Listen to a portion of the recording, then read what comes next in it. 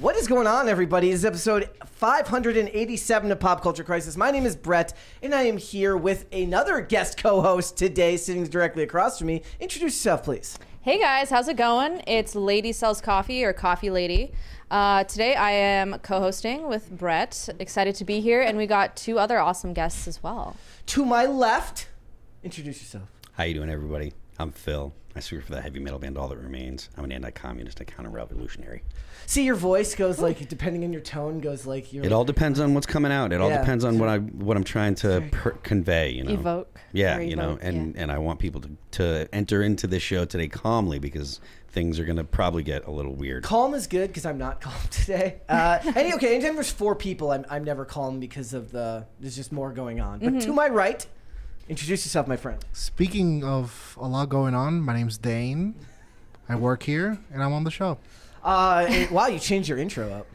I'm trying new things out. Okay, all right. I can't do that. So when we do the outro to the show, it's the only thing about the whole show that sounds coherent because I actually have I do the whole thing in the same order every time, and if I don't, I screw it up, and that's like the hardest thing is to try to change it off the cuff. There was a time where I would try to change the order in which I would say the various things that you have to shout out, and then it would immediately throw me off because I don't have the brain power for it. I can't do it. Guys, we got a bunch of stuff to get into today, but before we get started, would you hit the like button on this video, please, and subscribe to this channel if you have not done so already. Please and thank you. Share this video with your friends so that more people can come in here, hang out, and find these live streams and these episodes. We want them to share with their friends as well. And also remember, all Super Chats, $20 and over, we will interrupt the discussion, and we will read those Super Chats right then and there. You know, if you have questions, comments, concerns, you always have questions. So go ahead, do that, and we will read them right then. So what are we going to talk about today? Well, we got a whole bunch of stuff. The intro is very, very chaotic today. But what we're going to get into is Billy D. Williams was on with Bill Maher, and they got to talking about Blackface. And I'm going to play the clip from this episode because the topic itself sounds very, very provocateur, but it's really, really not. And what I want you to understand is, like, when you listen to Billy D. Williams talk about this, it kind of makes me sad because I feel like there's a sense of calmness and goodwill that just is going to be gone in the next generation when talking about stuff that can normally be so heavy for people. So we're going to talk about that. We're also going to talk about this absolutely insane streamer named Elisa Jordana, who was found to be just hitting her boyfriend in a car on a live stream and then was arrested. And there's a whole... On a live stream is my favorite part. Yeah, like in a car on a live stream, which just seems dangerous to begin with. Watch me commit this assault, everyone. And here's the thing, when I got to thinking about it, so I pitched this, I wrote this down, I got everything organized, I realized I don't think we can actually show the video because every other person that's talked about it, like, blurs it out.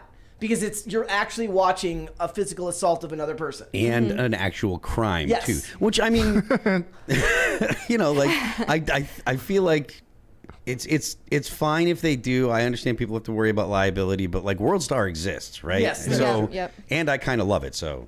Oh, yeah. Same.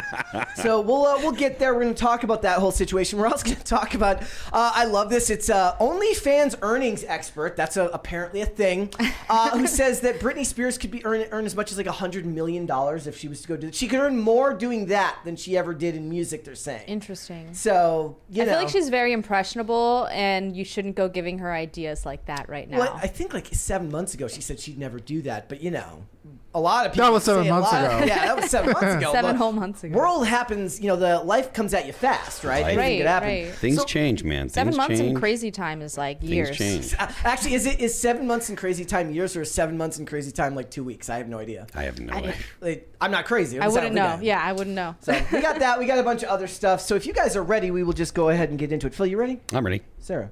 Ready. Dane? Indeed. All right. First things first, this was something really interesting that I found on Cosmic Book News because it did not show up for me. It says Joker 2 trailer is here with a big YouTube warning.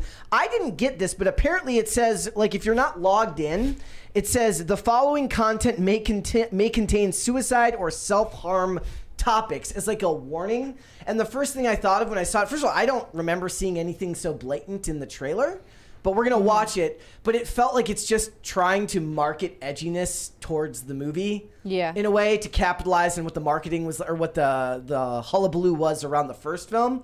So if you guys are ready, we'll go ahead. I wanted to show it. I wasn't initially going to. We'll probably have to cut this segment out of the live stream later. But I do want to show it for you guys because I did put up a poll today. I asked you guys, did you like the trailer or didn't you? You know, based on whether you saw the first one or not. So let's go ahead and watch this one live. That scene was the guy who had to clean the glass every time they had to wipe off the lipstick to redo it and clean it. It's like, okay, so the glass has to be clean, but not so clean that it looks like it doesn't have, you know, the glass separating two people, which is very, like, I always make a joke anytime I watch a movie with like a prison scene. I was like, I would pay these writers and directors to not do the thing where they put their hand on the glass and then the other person puts their hand on the glass, because it's in every, like, anytime there's glass separating someone in a prison scene, they have to do the thing where they put their hand on the glass. I was like, please don't, just once, don't do it. It makes them human. Yourselves. Yeah. Thoughts? First of all, what was the stuff about self? I guess the this was that the only thing that I saw that had anything to do with self-harm? Yeah. That's That I can think of. That I can think of. And the fact that they would add like a warning beforehand tells me that it's a publicity tool to make the movie seem edgier than it actually is. Totally. I didn't like the first one. Oh. I thought it was a lot of like pity porn. Like I found it like very pathetic. I was like, oh my god, he suffers just like me. And everyone that liked it seemed to go along that vein. That's a really good point. I don't porn? like. I don't like the first one either, and I never thought of it like that. But that's a great way to describe it. Like I don't want to feel bad for the Joker. Like, Yeah. I don't want to. You don't want him humanized. Well, not the humanized part. Like, but it was the focus on. It's pathetic. Yeah, the pathetic side. Like you could have him get beat down and be treated badly and stuff, but it was just you know, like. Yeah. So, and I think that the pity porn is a great way to describe it, you know. So. I agree with you. I hate pity porn. I hate murder mystery shows and stuff like that. But the Joker was an exception for me. I actually did really like the first one because I was like rooting for him by the end. Yeah. So the fact that they were able to get me to do that was kind of like, it was the exception to the rule. I'm more in the camp where like I'm over the deconstruction of villains. I'm over the deconstruction of characters in general. Yeah. Like one of the reasons I loved, like people would complain that for a long time all they would do is superhero origin stories is because they weren't at the deconstruction phase yet, and they weren't, you know, tearing this character apart and telling you why they are this way. I don't need to know why a character, like sometimes a character is just evil, and I'm completely okay with that. Like I don't need a character to, I mean that's kind of the conundrum they have with all of these spin-offs and TV shows. Like they're making the Penguin TV show right now, which is supposed to be, from what I've heard, extremely violent. I'm sure it'll be great. Whatever. Colin Farrell's fantastic. But that's one of those things where it's like every character, at least he's a bigger name character now. Now what they're doing, outside of just characters like Joker and Penguin, is they're taking obscure characters that you might have heard of once, and they're saying, let's make 8 episodes about why they were this one obscure thing in this movie you saw 10 years ago, and I don't really need it. The trailer is beautifully shot. I really, really appreciated the color. This is the dorkier side of me. I appreciated the color grading and the cinematography, Sure. but that isn't enough to hold interest for me. And when I posted about, my first instinct was, I'm not smart enough nor artistic enough for this to make sense to me. Like I don't care. And it's like 15 songs is a lot of music for a 2-hour. That's another thing that really puts me off about this is the amount of music that's going to be in it. The you know, I'm not into musicals. If I see them singing, which I assume it's going to be Harley Quinn because they got Gaga, who is a legitimate performer. So clearly there's going to be that, and that's just gonna make me want to kill myself. It's a musical movie? It's a musical. Minecraft. So my initial pitch, which I actually thought was okay, we got a $20 one here from Nate, says, I don't think the point was to pity him. It was more that is more like the Killing Joke. I think more of what could go. Wait, what does it say? More like what could you go through before you break? Yes, I mean that is true, but they adapted multiple storylines for the Joker, but the Killing Joke is part of it. Certainly, the last scene in the auditorium is taken directly from that. So in literature classes, they teach you when you're writing a story to show and don't tell. And so I feel that some people took that to heart and took it to extreme. Yeah. Because when I feel show, don't tell, I think they mean show subtly through action, through I don't know, metaphor, things like that. Yeah. What may have led the character to go through this action. But the entire movie is show. And then the end, this whole moment that breaks the tension. But for me, there was so much tension that built up. Even when it broke, it didn't. Yeah. Interesting. Because maybe to you, like, no matter what, it doesn't justify his bad behavior. Like, it's trying to gain pity of like, oh, well, this is why he did this. And he deserves sympathy. But you're more of the volition of like, I don't care what you've been through. It doesn't mean you go and on a live show and, you know. I wasn't even thinking about that, honestly. It was just like, it's too much. Another thing is like I think maybe what Brett said earlier, it does bother me, the humanizing of him. There are people that like are really broken and sick, like should actually be, you know, medicated or taken, you know, have need of care. And it doesn't always come from, you know, bad experiences in life. Like there are people that are really sick that need care and need to be isolated, and it has nothing to do with the fact that they were beaten down. And I think that that was kind of the thing that is kind of one of the things that I liked about the Joker. He was just menace and chaos, and it makes more sense to humanize evil, you know. It makes more sense to humanize a character like Mr. Freeze, who has the tragic backstory with his wife, who is sick, and he goes mad trying to fix. That makes more sense. But with the Joker, it's like it justifies Batman breaking the law and doing the things that he needs to do, that are actually outside of the law and outside of the justice system, because the Joker is so crazy and so like out of control. It's like the fact that he's pure evil, or that's the form of pure evil in that world. It makes it okay for Batman to break the law. So when you take that away and make him humanized, that, you know, maybe it may be reading a little bit too much into it, but I think that might be one of the things that turns me off about the. It's so one note. You know what I mean? Yeah. Also, at the end of the day, this didn't need to be made, because there never needed to be a sequel to this movie, because it was never intended to be a franchise. And whenever you go past there, of course, Hollywood's always going to do that. They're never going to let something that made $1 billion on a $55 million budget just sit. That I can't even blame them. As an executive, a person who says, we invested this much money and we made this insane amount back, you're not going to leave something like that on the shelf. I get it, but I just don't think it needed to be made at all, because it was kind of a unique moment in time. Like the amount of backlash that came to this movie that was almost entirely created by the media is not there this time. The media is all on board for it. And I tend to, I mentioned this before, I tend to judge these types of projects by how far they reach into the real world. I remember my dad went to see this, and my dad just doesn't go to see movies in the theater. He went to see like this and Top Gun Maverick. So it's like, it's obviously, it became bigger than just a movie. And that's because the media was saying that somebody was going to do something violent at the theaters.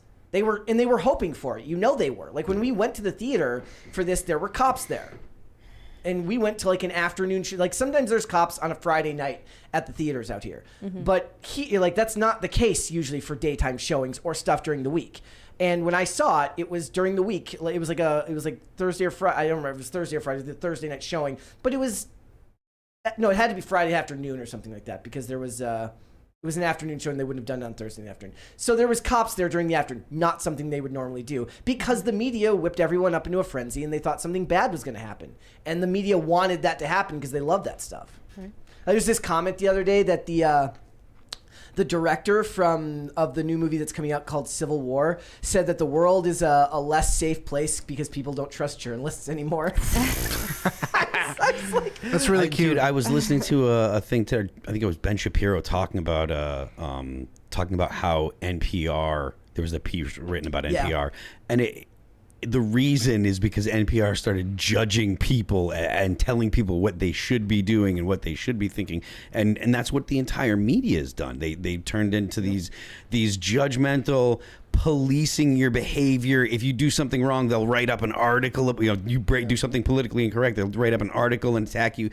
It's, if you're a private individual, like I understand people like me, right? Like, so I'm in a public figures. Yeah, public. I'm in a band. I understand that's going to come with the territory. But like, just people that are doing normal things that behave politically incorrectly, writing a piece about them and violating their privacy and making a mockery out of them. That's what the media does now. That's That's part of the media. Which is funny because they always... So of course people are going to look at the media and be like, have a negative opinion of it. And they're the ones who claim that they want to speak truth to power, except for that's not what it actually is. It's such a joke. It's such a lie. There's a $20 one here from Beavis McLean. Says, I am sick of the pity porn as well. I would prefer to see a horror slasher movie with a supervillain as the main character. Instead, as the main character instead. P.S. Would you mind if I shout out my contribution to the culture war? Yes. Sure. Yeah. Shout it out. Go for it. There's your shout out. They did the 2019 movie Brightburn is an evil Superman movie, which is in a similar vein. But they're not going to do that. I see somebody saying they should make Alan Richardson Batman versus the Phoenix Joker. I'd still love to see Alan Richardson as Batman. I hate being that terminally online person too, but it's probably that the movie's probably that way because every single piece of media by force has to have some progressive tint to it. Yeah. So that's how like progressives like, oh, actually when you're the victim, it's never your fault really. Well, they took that they split that on this because they were mad that this movie was pitying a white person. Basically, I remember white men, right? Like you're not allowed to do that. There's another $20 one. Go ahead. To read it. Yep. From Beavis McLean. Check out the Camo Comedy Podcast, 2 M's in Camo. Available now on all podcast platforms. Hilarious stories from military service, such as episode 6, the most Marine story ever. P.S. We need more Marine stories. Semper Fi. Semper Fi. Semper Fi. Did you see, Phil? You posted a picture. Forgive her. It's not her fault. Hoorah.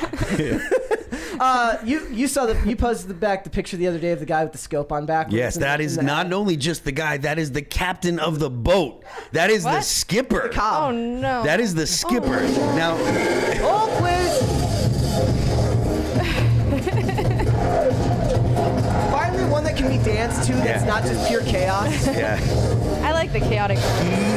He is the skipper, so he's the captain, right? So I think he's an admiral, probably a 1-star admiral. I'm not sure what the boat is, how big it is. But anyways, he's the skipper.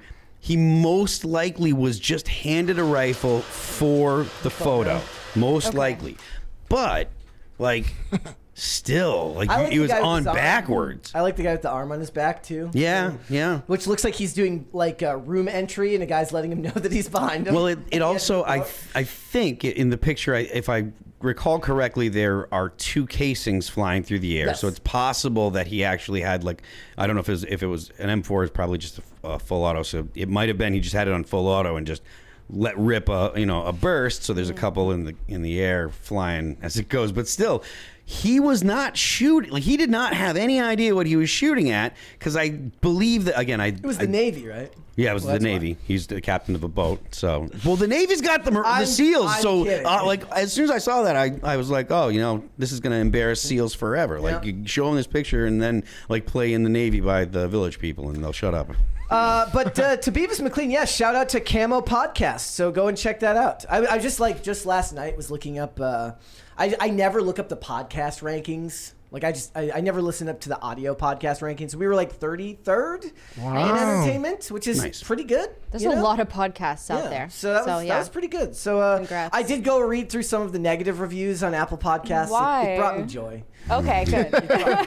I like the general, so I'm okay with the general critiques. I love the general critiques. This guy sucks, whatever. It's when they start to critique like your actual positions on things, which is rarely, they take one point and then they misconstrue the whole thing you're trying to say. And I don't like that because I can't talk back to them and have a conversation with them. Right. But if you just want to tell me I suck, that's fine. That's fine. I'm cool with that. Yeah, this is going to be Brett's Joker origin story. Yes, it is. There's another $20 one from Jasper Plan 9. Hi, Brett. I loved the trailer. My theory, the trailer scenes are shown out of order. The last scene is the beginning of the film.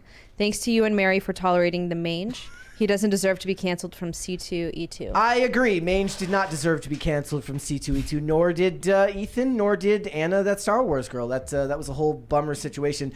Look, what I wanted for the movie, my pitch was 2 or 3 songs, and you have 2 or 3 scenes that are extremely violent in the movie, and they sing the songs while they're killing people. That would be cool. That'd be fun. But limit the music.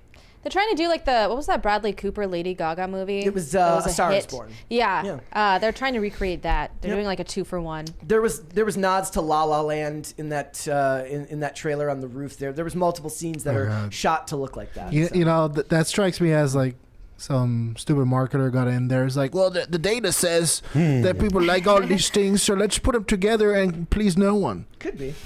All right, let's move on then. So that movie comes out in October this year, guys. So be on the lookout. So actually, this kind of connects to it. Did you guys see this video yesterday?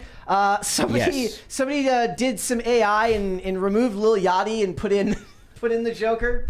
This is crazy. There it looks okay. Once he gets out in front of the... so once you can see... Right there on stage, it gets a little rough. Once you can see his feet... But it's right there, it's kind of rough too. Yeah. But yeah, it's really noticeable there. But even still within, whatever, a year. Yep, this will be much easier. It'll be fine. You won't be able to tell the difference. We're truly 2 years away from trusting nothing. Yeah. I mean, I already 100%. Yeah, I already don't trust anything. That's fair enough. That's a completely reasonable position to take because I don't trust anything that I see. All right, guys. Scrabble makes historic change to the game with a less competitive and more inclusive version to appeal to Gen Z. Apparently, awful. Gen Z doesn't like competition at all. So it says, for the first time in 75 years, Mattel is making major changes to the iconic board game Scrabble and touting a no more scoring gameplay option. It's literally a participation trophy version of this. Not to be the boomer here, but this is the point where you make fun of the participation trophies. It says, the makers of Scrabble have found that younger people, Gen Z people, don't quite like the competitive nature of Scrabble, says Giles Brandreth. Co-hosts the language podcast with a name like Giles. Sometimes with the host of the language podcast, something rhymes with purple on the BBC radio. They want a game where you can simply enjoy language, words, being together, and having fun in creating words. It's the creating words part that I'm worried about. They're just making shit up. And this is true. I mean, this probably has to do with the dropping levels of testosterone in the men. They can't even compete in Scrabble. So how are they supposed to compete for like a partner or to get a job? Or Imagine like if that? in order to advertise to your demographic, they had to dumb something down. Yeah. Like, wouldn't you be a little offended? That's the implication. You would think they would be just a little. Now, do they have is there like a corresponding version of like no contest words with friends? Because I still play words with friends. Like, doesn't even have to be a word. Doesn't have to just make shit up, right? Why couldn't they just add Riz and let them... Give them the words that nobody actually knows. Yeah, it was one I learned on Monday. Dude, we watched the video the other day of what is Get? It's short for goddamn or a woman's ass. There you are. Thank you. Yes. And it's the video of like Walter White being told he has no Riz. Oh yeah. And it's ridiculous. And every time we play stuff like that, we get copyrighted because it's got that damn Sigma song that gets us copyrighted. Have to cut it out every time. So just be on the lookout. If you have kids, maybe train them, teach them to be a little bit competitive. They should be competitive. I mean, you should teach kids to be able to, at least be able to manage losing. Dude, if you have a competitive kid, they're gonna crush them. Oh, yeah. Like the entire generation. You're gonna be like supreme leader by the end of it. Yes. I mean, if you raise your kids like it was 20 or 30 years ago and you managed to not go to jail the entire time because the social services are coming if you do things like it was 30 years ago. Nowadays, but like you do that now, they'll literally rule like the earth. Nowadays, if you give your kid like a stern look, people think you're like an abusive parent. Yeah. Like you've gone too far. Yeah, I swear. They'll be like, come on, like he's just a kid. It's like, yeah. I mean, let alone any other type of discipline is like greatly frowned upon and judged. Yeah.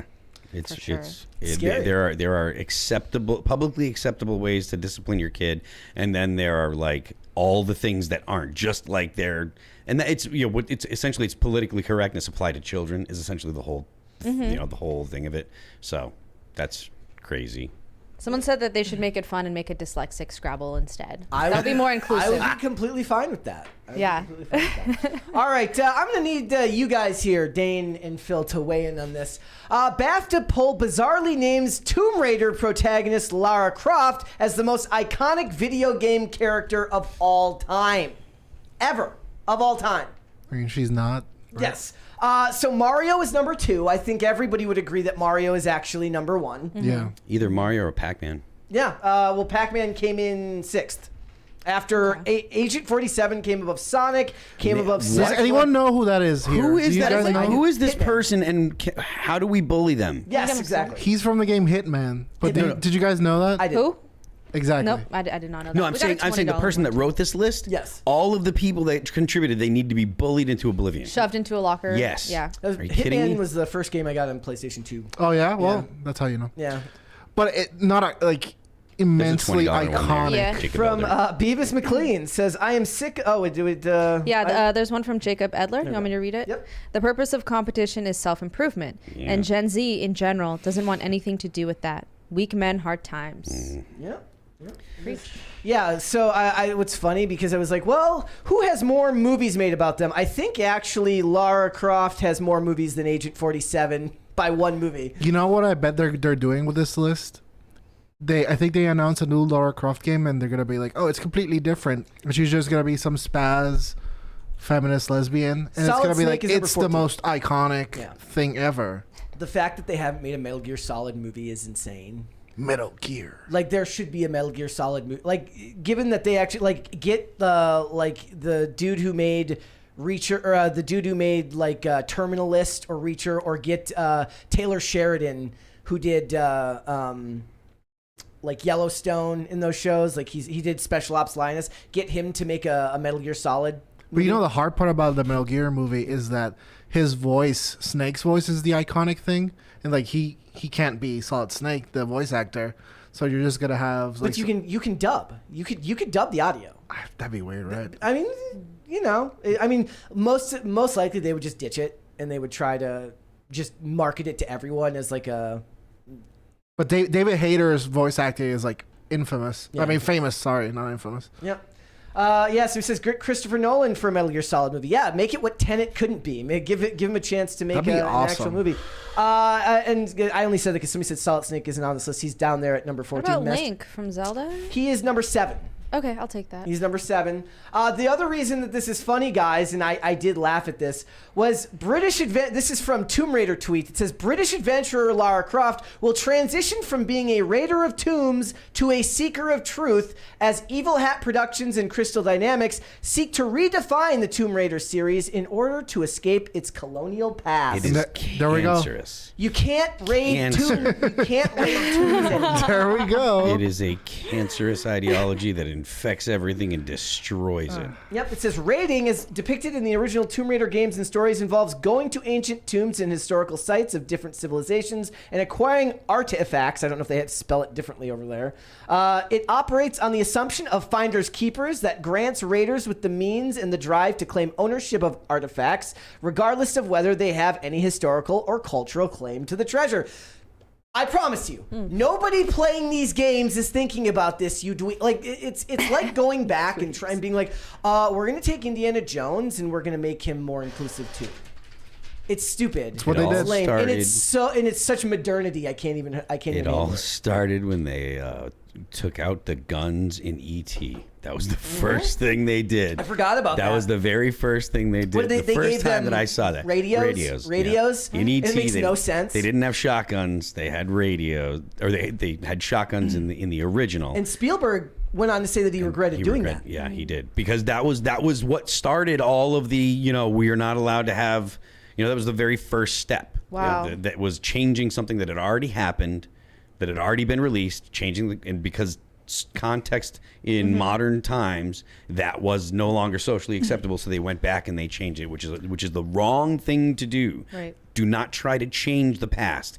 Accept the past for what it was. It was a different time. Don't try to go and whitewash it or make it suitable for today's sensibility. Make something today, and you want to make something that's politically correct or whatever, that's perfectly fine. Everybody does whatever. It's not that big of an issue. But the idea of going back and changing things, that's not good at all. I mean, AI is racist progressive, so there will be no history. There will, that is a significant worry. Like a legitimate and significant worry is that AI an AI that's supposed to clean things up or whatever decides that it's going to go and start trying to delete things from the internet that are offensive, and that's completely within the realm of possibility. I mean, we talk about AI possibly killing everyone on the planet, and I think that it trying to wash no words from the internet is probably a lot less energy intensive for a computer program. This gets worse. It says later games released in the franchise have started to working on by addressing what has happened by having Lara Croft acknowledge her past mistakes and try to understand and show respect to the cultures and communities she comes in contact with. She also has worked to reform raider culture and raise the awareness of her peers. Raider culture. Oh my goodness. What a bunch of communist gobbledygook, as they say. The thing is like the whole point of stuff like this is you're supposed to enter into a world that's fantastic and outside of your realm of experience. It's not supposed to be politically correct. If I wanted to do that, I would just go work at a museum, right? It's not supposed to make sense. It's not supposed to make sense. Yeah. So it says, Lara no longer decorates her mantle with mythic artifacts. As a raider, she prioritizes seeking out the truth. I don't know how well that pays. Does seeking out the truth pay very... I know that raiding tombs probably pays really well. I don't think that seeking out truth pays that well. Just ask journalists. Or Disney. Yes. Ask Disney. Or any so it says, company. much as the game is inspired by her humanity, struggle with heroism, and her tenacity...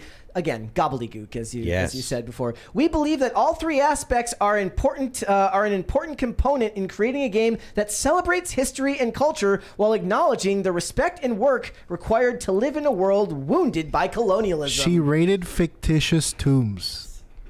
Where? Do you even know where? They weren't even real. There were monsters in them. Did they give a country, or is this La La Land that she's raiding tombs? They're not. Did they even say where? So it says, in this game, we seek to continue in that work alongside Crystal Dynamics by creating a sandbox for you all to tell stories that address colonialist themes. Nobody wants that! Nobody spending $80 for a video game wants you to address colonial issues. I want it, Brett. No, you do not. You're lying. I am. And you're bad at it. Okay.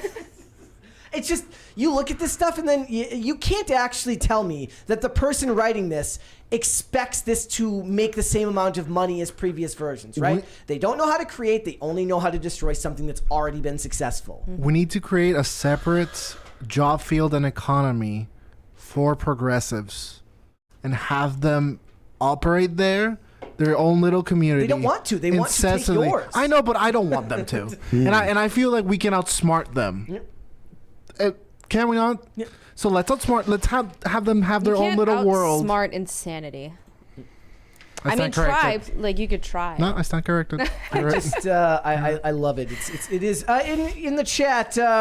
Says it's all about propaganda, not money. Yes, that's exactly what it is. Yes. It's about destroying that which was made the 21st century, the 20th and the 21st century of America awesome. Dudes. They want to destroy it. Yeah, dudes making awesome video games about hot chicks that are now. Yeah. And did you see the stuff with Star Wars Outlaws? The uglification of all the women. Oh, okay. Oh man, yeah. You guys showed me who was playing Juliet before we started the show.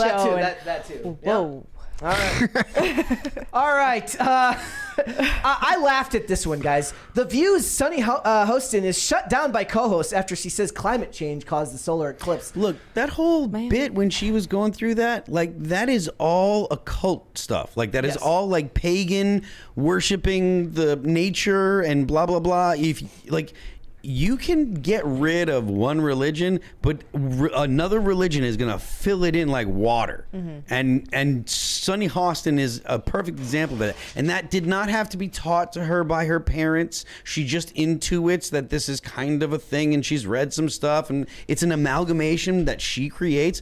It's crazy as hell. Dude, progressivism is a spirit that has possessed a mass group of people. They all answer predictably to the same thing. And all their mechanisms of defense are the same. When they do not know something, they all do I'm not a biologist. I'm not a marine, whatever. Yeah. They all do the appeals to authority. It's a sickness at this point. It does behave like a religion. It behaves like an ideology. And there's a $20 one here from JTR11 says, we need a Cast Castle episode where Lara's financial advisor is telling her truth-seeking income is insufficient to pay the medical bills for her breast reduction. That would be awesome. Yes, like your cone breast reduction will cost a fortune, and you can't pay for this. He'd like, have you considered OnlyFans? Who'd have thought that at some when you saw Tomb Raider, who thought that like at some point in the future there was going to be a truck that was worth $100,000 that was going to come out that was just like her boobs. Yep. You know, like the Cybertruck. Yeah. And Lara the Croft. PS1 one. Yeah, the PS1 Lara Croft. There's a great like skit this goes on where like it's like a goodness. guy and he's like me and my girl role playing. Yes, that's Eli. That's a buddy of mine. Can I say I find it hilarious you guys can differentiate which PlayStation based on the shape of her boobs. Oh, they were Her breasts. iconic. Cone the boobs, quality. yes, cone boobs are Iconic. very different. The cone boobs are Not back in the day. PlayStation 2. Yep. No. All right, so yes, it's climate change that caused it, guys. It's very clearly climate change. All right, I want to talk a little bit about something. Do you know what Mean 2 is? Mean 2 is what they do when they can't Me Too you. Right? So when they can't Me Too or mean to a person, they have to mean to the show itself, which is what they're doing right now with Tulsa King. They're basically saying that that Stallone was very mean to people on set. And I find these stories interesting because it's impossible to really corroborate any of this stuff. There's no videos or audio about any of it. But this is what was said.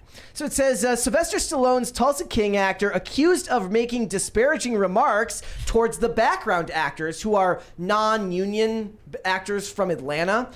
He denies it, or his director denies that it ever happened. The casting director of Tulsa King claims that she quit after Stallone insulted the extras on set, but the director tells TMZ that no such insults were hurled, and she quit because she was called out for not doing her job. Like, I don't know what that means. I like the idea that like she's the casting director, so there's just nobody there because she didn't do her job. Just nobody showed up. I wish that was the poll for today. It's like, which one of these stories do you believe? Yes. So it says casting supervisor Rose Locke reportedly claims Sly and the director called the extras ugly tubs of lard and referred to one actor as a fat guy with a cane. When the claims get this kind of over the top, it starts to sound like weird fan fiction to me. You know, like it's like somebody who like just really didn't like the people there is writing their own diary entry of how they imagined it would have been said. I don't know if this is true or not. I don't. But this is on a Facebook page for Atlanta-based actors and claims that the man with the cane said the comment hurt his soul. According to a Facebook post, Locke also claims Sly said, "Bring in pretty young girls to be around me." Nice. Okay. But Craig Zisk, the director and executive producer of the Paramount Plus series, tells TMZ no such insults were hurled. He said that Locke, who was not on set during the day of the alleged encounter, improperly cast the extras. Zisk says the extras were supposed to be in a hip young bar, and the plan was to get actors in the 25 to 35-year-old age range, but the actors who were cast were considerably older. So is that ageism against the young people or ageism against the old people? Both. Both. Yeah. Like it's ageism on behalf of the old people because they didn't cast older people. And it's ageism on behalf of the young people because they ended up hiring older people when they were supposed to cap young people. Everybody's got a complaint here.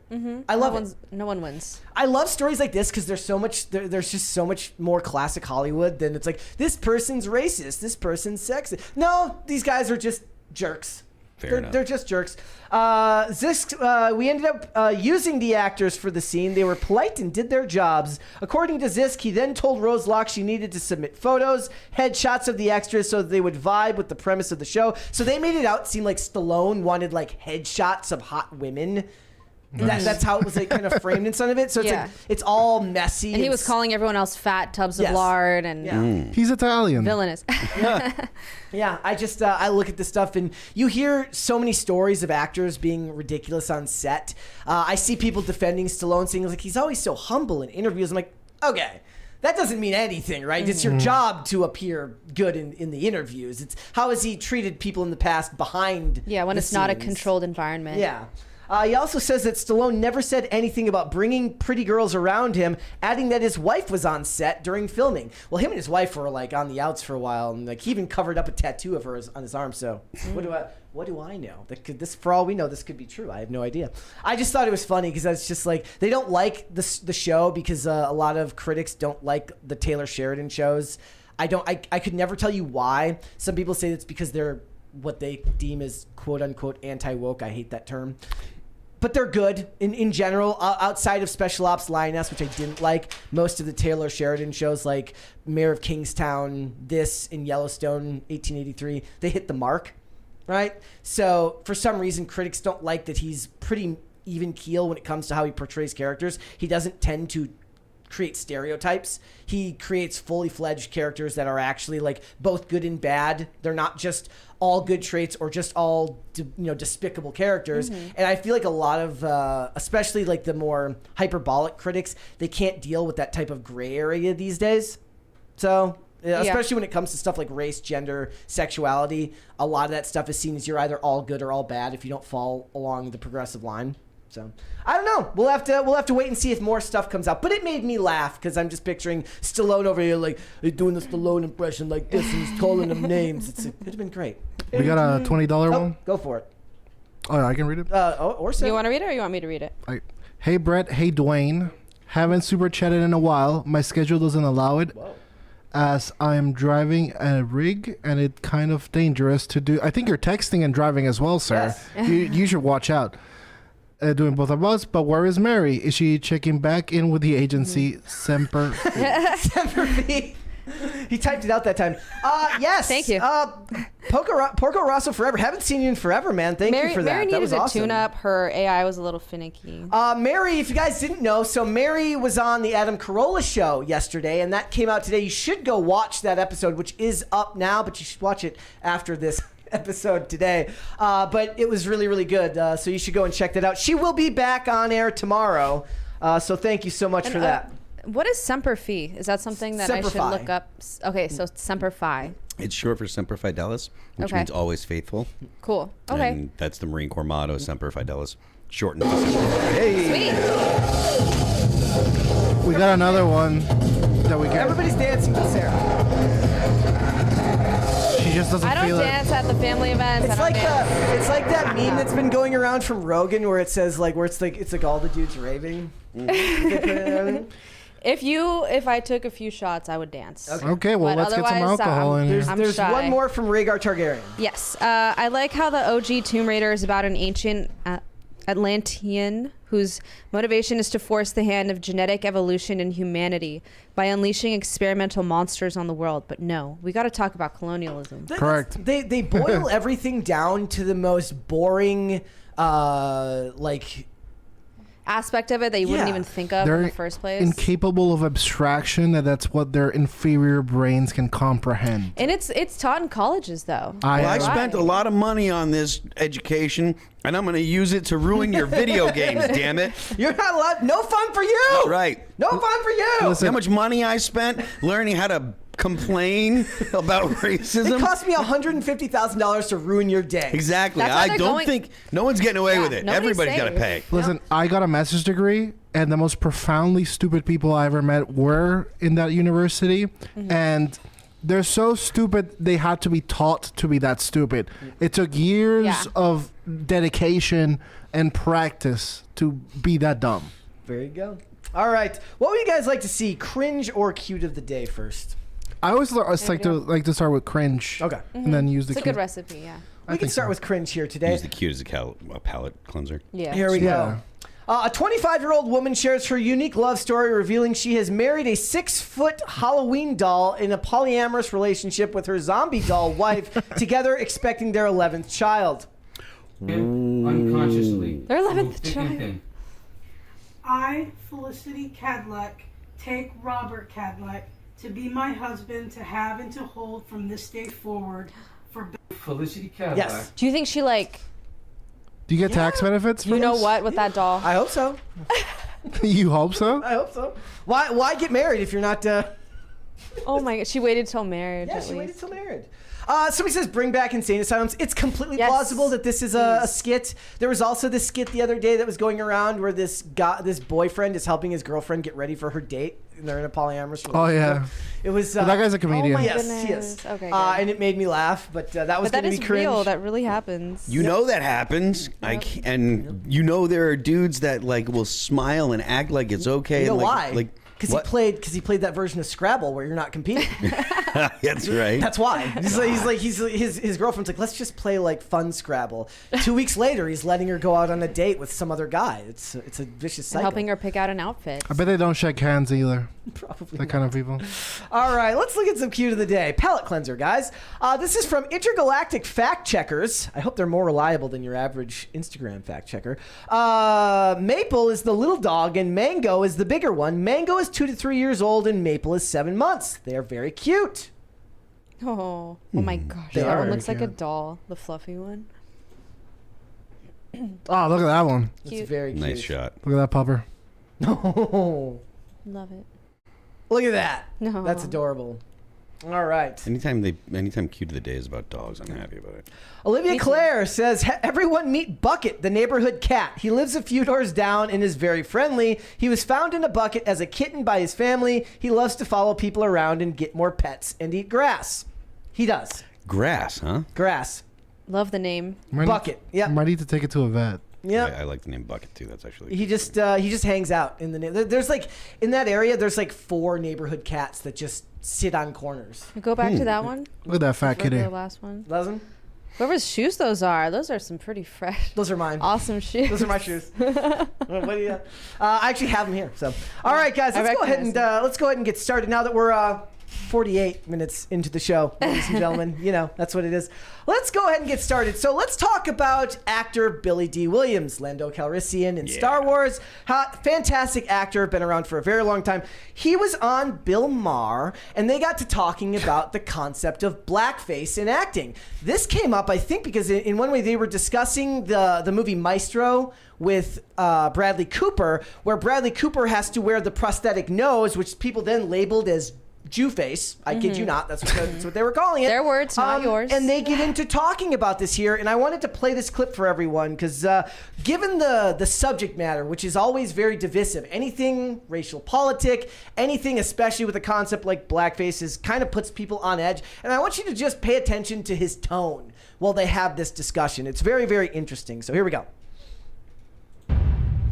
When he did Othello, I fell out laughing. He stuck his ass out and walked around with his ass. Problematic. You know, it was like, you know, because black people are supposed to have big asses, right? I understand how. I fell out laughing. And, I thought it was. Bradley Cooper thinks he's got a problem with the nose. I thought it was hysterical. I loved it. I loved it. But see, I love that kind of stuff. Yes. I Big love- asses? Who doesn't? No. No, I know. Yeah. I agree. Okay. But here's the thing. Today, I mean, they would never let you do that. Why? Blackface? Why not? Because You should do it. that's your point of view. You but should, if you're an actor, you should do anything you want to do. That's a great point of view, but the theater would be bombed. Oh, I mean, Muni and I used to talk about this all the time. Muni was the one who was the first person that I worked with in those years who said to me, as an actor, you should be able to do whatever you think you can do, you should be able to do it. But again, not to bring up your sore point, but you actually lived in a period where you couldn't do that. Where you couldn't But that play the didn't part matter. you should have played. But it didn't matter. The point is, And that's a great attitude, Why but do it they gotta still lecture did people? happen. of course it happened. white guy Okay, lecturing a but black the guy fact on is racism. that you discuss it. Anybody can talk about it means that it wasn't happening. But I mean, and the Paul point Muni is comes from an that era. you don't go through life feeling like I'm a victim. Correct. I couldn't agree with that more. I'm just. I mean, I refuse to go through literally life what saying Bill is to the saying- world, I'm pissed off. I'm not going to be pissed off 24 hours a day. And you should. And you shouldn't, he says. Like what Bill is actually saying is, you know, you should moderate whatever your art is because it might offend someone, and we're going to allow whoever is the most easily offended to dictate what the level is that we're allowed to Correct. do. So because the person that's the loudest and it gets the most upset is the person that gets the response. Correct. There's all sorts of incentives beyond racial sensitivity for people to go ahead and make a stink about someone that might possibly have done something that was insensitive to, in a racial context. There's all sorts of incentive that have nothing to do with racism. It's all about, social credit and virtue signaling and on and on. So what Billy D. Williams is saying is right, and what Bill Maher is saying is, hey, like we should allow the least stable people to dictate what is and is not acceptable. How much of this is the fact that they're broadcasting? I wonder, because I think if they were talking amongst themselves, he wouldn't have given him the old progressive lecture. Well, actually, you were racing a time where you couldn't have done this. That's what it comes off as. It comes off as him like lecturing him, despite the fact that he's trying to say, "I agree with you," but. Do you think he comes off as lecturing, or do you think that he comes off as him saying, "Look, I understand that I have to do this caveat, or else people are going to attack me." That's what I mean. Because that's what the whole thing is like. Billy is saying this, and if I don't respond and say the correct, if I don't give the correct response, then people are going to attack me. If I just said, "You know what, Billy, you're right. It's hilarious," blah blah blah, and then he grabbed a thing of shoe polish and shoved blackface on his face, that might be hilarious, but it would also get him crucified. Actually, that would be wicked hilarious if that's how it went down. He's just like, oh, blah, blah, blah, just put on face paint, did the rest of the show in blackface. That would be hilarious. He was ready. Yeah. Finally. He brings in Robert Downey Jr. from Tropic Thunder. Who walks on?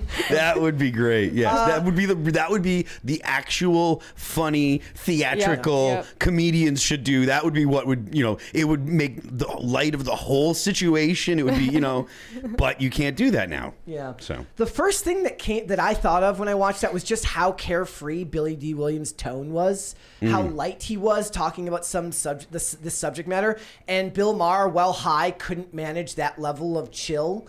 He seemed on edge talking about it.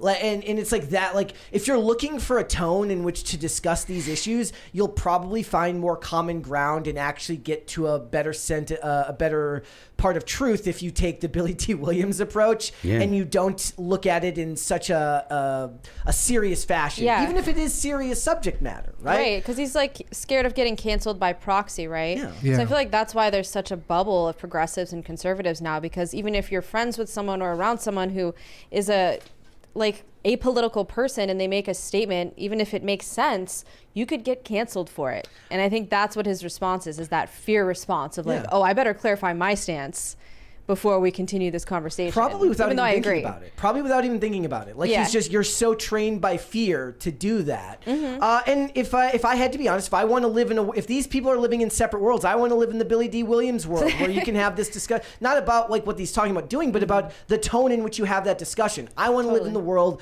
where you can have that discussion more freely and not worry so innately about how you're going to be perceived when talking about it.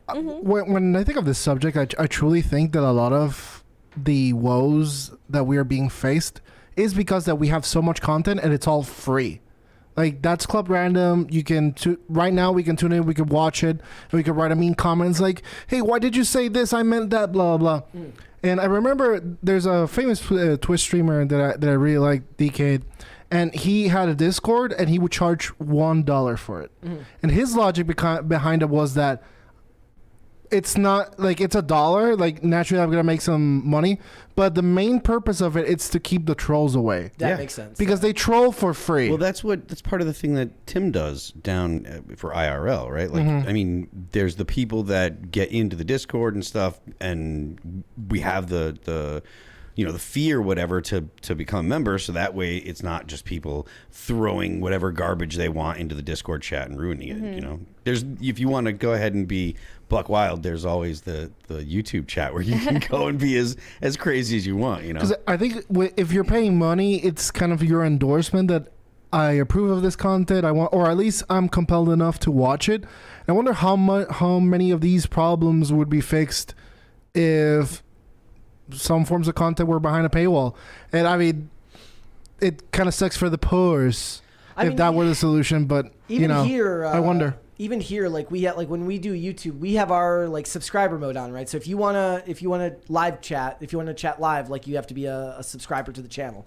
So at the very least, you have to click and subscribe. Even if it causes you the effort to like unsubscribe after you comment to say something inherently negative. But for the most part, our chat is unbelievably polite and kind. And I love that about that. And then you go and look at the segments and the comments are a lot less kind. And that's fine. That's what that's there for. You want to get as much reach and engagement on those as possible. But otherwise, look, he talks about victimhood at the end as well. And he talks about not wanting to be seen as a victim each and every day. And it feels like that should be the norm. But the sad thing is for me, whenever one of these older actors dies, right? When Carl Weathers died, when a lot of these actors died, I just worry that we're losing people from an age where you valued not looking at yourself as a victim, where you valued the idea of being self-starting, of not letting everyone offend you and letting that stop you from doing anything. And that's one of the things that I find sad anytime a celebrity passes away, is like an older celebrity passes away, is like we're losing that last generation of people who were raised in a time where that was valued. I understand that line of belief, but I don't like to get blackpilled about it, because like, you know, we're also going to have people that participated in the 2016 meme war. You know what I mean? And they're going to be someone's father or grandfather, and they did hella-based memes. And so, who cares? Yeah. Like, there will always be someone standing against ridiculousness. We're going to need Robert Downey Jr. Like, they've talked about it. So Ben Stiller's talked about it. Like, he's not embarrassed by Tropic Thunder. He says he wants to make another. He'd love to make another one. And Robert Downey Jr. said he'd do another one. They need to just do it again. They need to Dude, just that movie do it was again. so good. And make Tropic Thunder 2 Electric Boogaloo. What they really should do, and they should try to be offensive, like more offensive. Yeah. Like really, and when you Make think a sequel where- Simple Jack and Oh, that was exactly what I was thinking, you know, like dude. Simple Jack is already really offensive and hilarious, and then like with Robert Downey Jr.'s character, it's clearly the movie that Hollywood needs to make, and they need to go all out, like Blazing Saddles all out, like totally throw caution to the wind, offend every single progressive that you could possibly offend, and it will be a classic. It'll go down in history as a big deal. It'll be funny. It'd be great. Do people say that's the last good comedy? Blazing Saddles? No. Tropic Thunder. Tropic Thunder. Yeah, and there's an argument to be made about that, because I can't think of any movie that I've seen since that like was really funny like that. Dude, I'm dying for one. I'm dying for one. What year was Tropic Thunder? It's like 2008. 2013. Long time ago. 2008. Somebody fact check me on that. I don't know what I'm gonna Imagine. I'll double check right now. You're probably right. No, I could be wrong. I could. Oh, be you wrong. often are, so That's not true. double check. That's not true. 2008. Yeah, you're right. So Jeez. 2008. Yeah. I mean, I agreed with you. Yeah. And it's yeah, I can't think of any. I mean, I don't know off the top of my head any movies that have come out since that were that level of. Some people say Bridesmaids, but it's they- nowhere so near they that. get, I haven't so even they seen get Robert Downey Jr. back, and they make a spin-off, like the Kirk Lazarus movie about his character, and then they just make the sequel just Yes. about him. They could do that. They could absolutely. They could do make that. the Simple Jack movie. That would be so awesome. That's what they in Robert Downey Jr. He gets the pass. He's allowed. Bring back Tom Cruise. Yes, that's the other thing. You get Tom Cruise. in that. So good in that movie. So good. All right. He commits. Look, I look at this and I just see like what the world could be if people just took the more calm approach to these types of discussions. Because I just saw something really inherently strange about Bill Maher looking that like on edge while smoking weed. Right? Like he's like it's like he's actually smoking the weed to calm himself down, to make sure, because he knows what he's saying. He's entering into offensive territory and risks sound bites coming out and all this stuff. And it makes me sad that we don't live in the world, because Billy D. Williams is just such a legend. And it feels like if I had to like go out and seek for the content of one of these people, I'd rather watch Billy D. Williams talk about his career acting than listen to Bill Maher talk about pretty much anything. Agreed. So. I mean, I lost respect for him. Like, seeing how afraid he got by a very harmless comment is just kind of like, dude. Like in this? Like, Bill Maher. Yeah. In general, I've just lost all respect for him. All right. Let's go to Super Chats. A comedian. Yes, a comedian. Let's start at the top here. So we've got, this one is from Andrew Jacobs. Make sure that everybody's centered here correctly. Double check everything because cameras got bumped earlier. You want me to read them or? If you got them there? Yeah, I see them. Jacobs? Yep. Mary making moves. Corolla. Corolla is greater than Kimmel. Yeah. It really is. Yeah. That was the Man Show, right? And then he did Loveline with Dr. Drew. Yeah. I remember Loveline from when I was a kid. Girls jumping on trampolines. Go from the Man Show to Jimmy Kimmel now. Like, how on earth? I know. But yeah, it was awesome. Like, if you can watch Mary's appearance right now, it's up on YouTube, and That's awesome. It's awesome. That's cool. Shane H. Wilder says, "Happy Woman Wednesday to Brett, Sara, Dane, and Dane Every Woman Font. Mary was on Adam Carolla. You know what to do. You know what to do after PCC, of course." Right. So yes, watch it, but after the show today. Do you want to read that next one from Shane H. Wilder? Sure. Shane H. Wilder said, "It took me 20 minutes to send that. YTB Big Dome." I think it's because we're being suppressed, guys. Everybody's out to get us. Yeah, that's it's a what Matrix it is. attack on PCC. It's a Matrix. Oh my God, This Is the End was the last good comedy. You're so right. Quite black-pilled. What Sorry. was? This Is the End, where the rapture happens. Oh yeah, I wonder Seth if it's still Rogen. funny though if you watch it again today. Oh, it's so good. Is it? I'll have to watch it again. I forgot about that one. That one was funny when it came out. All right, let's hold off on the rest, and we will come back after the fact, guys. Let's move on. All right, I actually don't know how to talk about this story because I don't know if we can actually show this video. So there is an ex-Howard Stern employee. She was on Howard Stern back in the day. Her name's Elisa Jordana. And she got caught on video. Not even caught. She was on her own live stream. I was gonna say, beating man, the crap out of her boyfriend, Sakura, and. First of all, I don't know if I can actually. We can't show this video because it's literally showing, like you said earlier, it's somebody committing a crime. Yeah. You can see the stills here of her. Oh, is he pulling her hair? She hit him right in the face first, right? Nice. She hit him in the face. She's on stream driving on a call with this girl that he cheated on her with, and she's just hitting him as they're going, right? And it's dysfunctional and it's ridiculous. And all I can think of is, like, back in the day, this would have been contained to, like, Jerry Springer. And now we live in this world where it's kind of like how back in the day a woman wanted to make money in porn. You had to work with a company. Now you want to make money doing Jerry Springer. You don't have to work for a company anymore. You can just go be Jerry Springer yourself and broadcast your entire life to everyone, no matter how much dysfunction there is, right? So basically what it is like, if you watch this video, it's on her YouTube channel, which is advertised. I kid you not. Let me go to it here. The way she advertises her YouTube channel is, says, interactive staged entertainment brought to you by Alicia Jordana. Now, this is not staged because she was actually arrested. Okay? Nice. And there's a whole incident before it happens where she gets physical with him when they're getting separated right in front of cops, where she, like, smacks him and the cop comes out of the car and says, like, you're going to be arrested if you do that again. And all I can think about when I see this is, like, why do we as a public feel like these things are what we want to watch? It's like, slow motion car wreck. Yeah. You can't, I watched like 3 videos that were literally like 30-minute think pieces breaking down why this girl is insane. And I'm like, on one hand, I'm like, why? But on the other hand, why? He really did, by the way. I'm watching it, and it looks like people were even donating money during the fight on the live stream. As it's happening. That's horrible. As it's happening. But most of, like, plenty of them on his side. And it's like we've turned ourselves kind of into... So I saw somebody the other day made the comment, was it you or somebody else compared wrestling to, like, carnies? And I said, yes, because wrestling comes from the carny world. Yeah. Okay. Now we're all a carny unto ourselves if you've got your own YouTube channel, and you can just go be Jerry Springer on your own. I mean, I've been on tour for 20 years. I'm in no position to talk. Yeah. Yeah. I don't know how much you could show. We could show just this part because this is violent. I'm watching it right now. This is Dwayne. This is a YouTuber named Dwayne TV. Just shout out to him. He showed this, but he blurred it out. So I'm going to show just the part that's blurred out to start, and you can hear what's going on. Maybe we should reenact it. No. Come here. Sent you like 6 months of texts of your nudes and different sentences that he. Sir, I'm sorry about this. Bang! Just headshot. Just punches him right in the face. Did you say sir, don't I'm really talk? Sorry about this. I'm sending him your way today. So don't worry. But yeah, he's coming. Don't worry, he's coming home. So this guy has more than one girlfriend?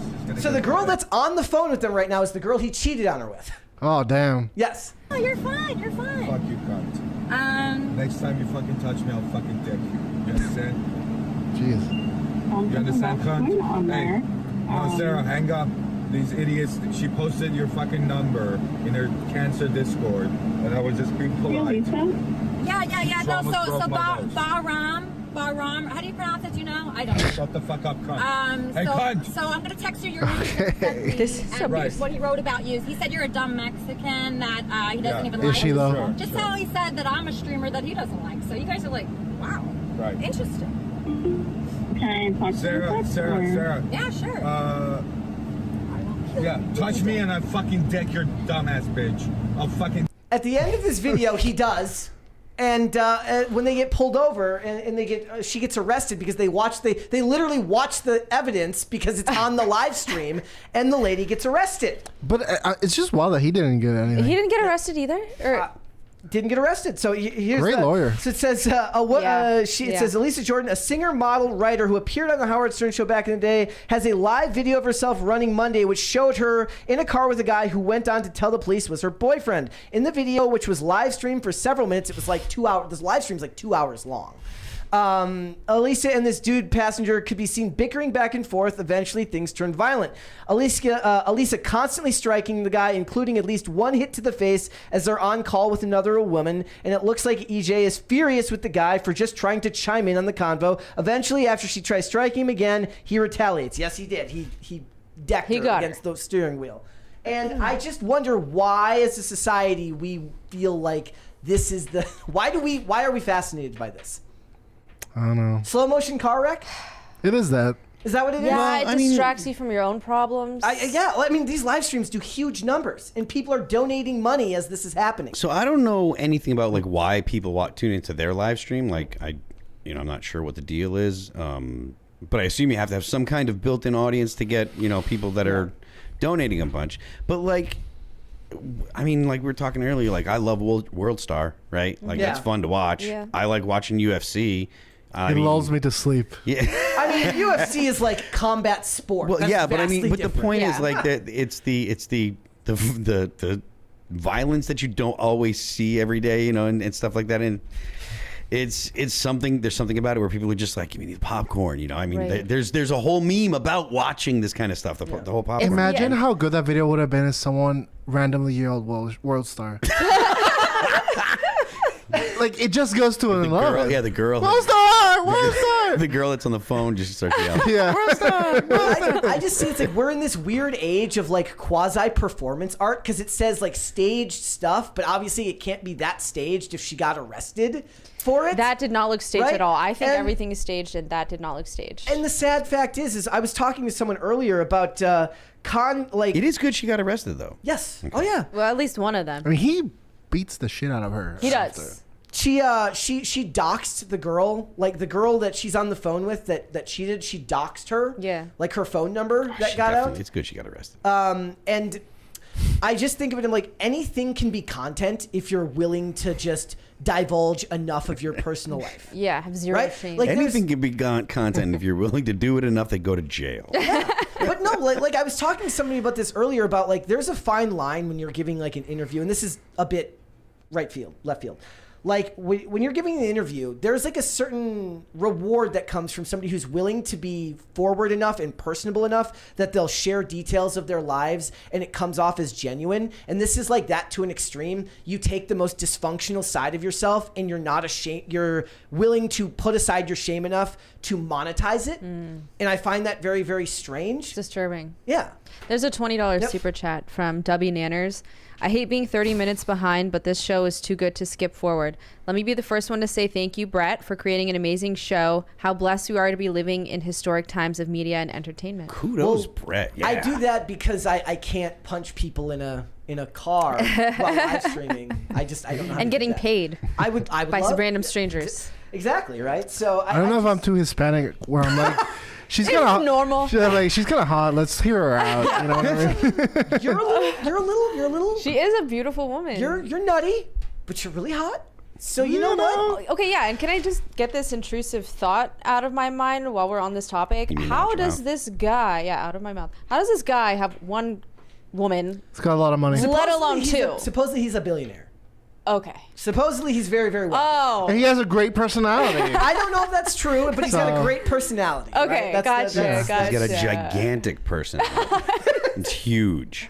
I see this stuff and it's crazy to me because there's a fine line with how much you're willing to share with the world. Like there are times where like I'm about to tweet something and I just stop because it's too personal. Thank God. Right? Yeah. Right? Like it's like because what it is like I know I'll regret it like the next day.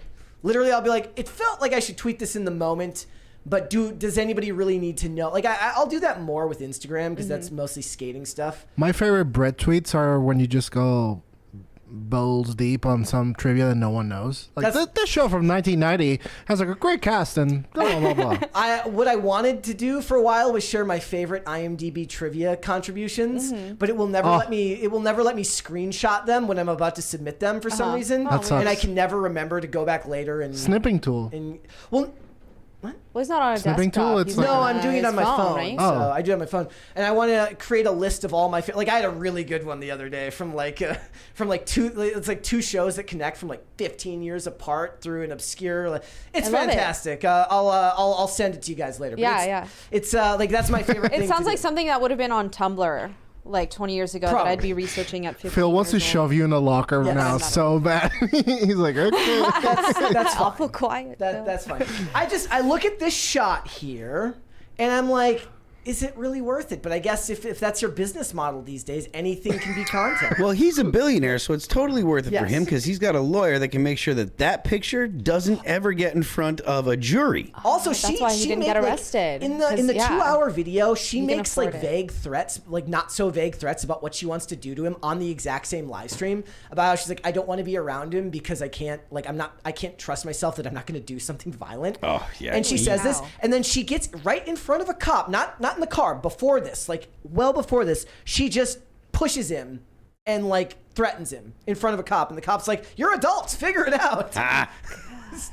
Like I just look at it and it feels right. World star hip hop. It's None of World this Star, makes man. World Star. All right, In conclusion. all right. Let's In conclusion, World Star. yes. Let's go to super chats. All right, let's see. Okay, we got one from T-Dog. Did Mary resign? Watch Star Wars Spartacus? Mary did not resign. Mary will be back tomorrow. I like the term resign. Yes. She politely resigned. I like she left like a written letter Yeah. right on the table with like with a signature and like one of those really nice pens. Yeah. I wonder if she could spell it since she's from Gen Z and apparently they can't spell. It's a throwback to the famous segment. You're welcome, everyone. Two more. All right, Shane H. Wilder. Sorry, Phil, I didn't see you in the description when I chatted. I mean, no offense. So hi, Commander Phil. No offense taken. Hi, Phil. No offense taken, Shane. All right, Corey Anderson. No, I do not want to see Britney on OF. Just no. Well, let's talk about it. Listen, just because we don't want to actually see Britney's OnlyFans page doesn't mean we don't want to see what happens when Britney Spears gets on OnlyFans. Correct. Like the ramifications are far more interesting than the actual content that she's going to be Yeah. producing. Again, kind of that stuff we're not supposed to see. Yeah, If you World had to Star. It's like next level. Keep bringing it back. Those are vastly different things. Here's what it says. Britney Spears' staggering OnlyFans earning potential revealed, and it's more than she ever made in music. Again, I love that there's like some expert out there that's job is to tell you what your potential earnings are. Like a stock. Yes. So it says The margins are incredible. Britney, who's 42, could earn more than $100 million a year from OnlyFans, experts say. And then it goes down here. I have to like scroll past all of the NSFW pictures that she keeps posting on Instagram Right? and not anywhere else. Daily, it's like that's the other thing is like just do it. You keep posting pretty much nude photos on Instagram anyway. Someone hasn't told her. So it says, Daily Mail spoke to OnlyFans manager Celeste Franklin with a Y, not an I, so that's different, from Miami's #1 OnlyFans agency, Plush, who believes that Britney's earnings on the platform could easily eclipse anything she made from the music industry and touring. According to all the statistics I've examined, my predictions for her earnings would be that of the first month of launch would be massive influx of people, possibly making her earnings range anywhere from 13 to 18 million. In the following months, her income will most likely level out to about $6 to $9 million a month. And if you really think about it, somebody who reached that many people at that age at whatever, $15, $20 a pop every month, it's you're basically just paying, the general public to subsidize rather than working for an agency and stuff like that. And she said, like 7 months ago, she said, I'm done with music. I'm never making music again. Don't blame her. Yeah, because there would be these consistent stories that would leak about her working on new music. I don't know if she's held true to that. Maybe she has done. It never matters, because even if she's working on music, the odd stuff she does in her free time always ends up eclipsing it anyways. And it becomes one of those things that's kind of like a slow motion car wreck in the same way, where people watch this happen, but the fascination is a little bit different because people our age grew up with her. So it's not the same thing. It's like watching somebody who is like a bastion of your childhood devolve. She was the it girl. Yeah. 100%. Yeah. She believes that the singer would join rapper Iggy Azalea as one of the highest paid creators on OnlyFans if she signed up. However, she suggests that Britney would need to be strategic with her OnlyFans content due to her fan base, which is 65% female. Iggy Azalea is an OnlyFans? Yes. Oh yeah, very successful. Yep. So they're saying Britney Spears fans are 65% female. I'm saying, but if naked Britney Spears has a 100% male fan base, that's the fact of the matter. The conversion rate is... Yes, it's like the numbers shift drastically. Somebody should make a flow chart, like a spreadsheet of what that looks like.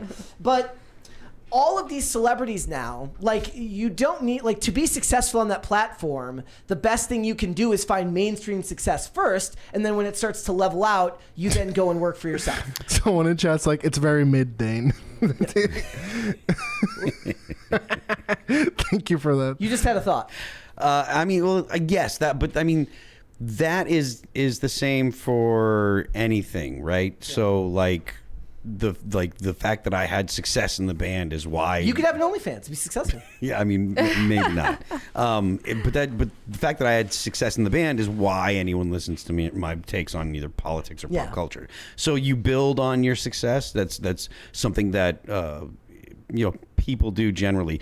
So it's not odd that it's happening with in the internet and social media stars, and it's not a surprise that some women are attractive women are like, oh hey, look it, I have success and I have a certain level of fame.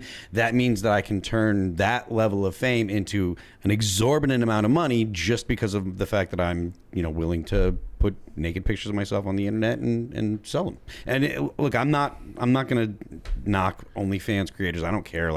I'm very much not a dude that's get that bag and stuff, and it's fine. But you have to understand that people that have a following are gonna have a significant advantage. Yeah. And that kind of goes with anything that they do, I think in her case is that she's our generation's quintessential train wreck. Yeah. From rags to riches train wreck.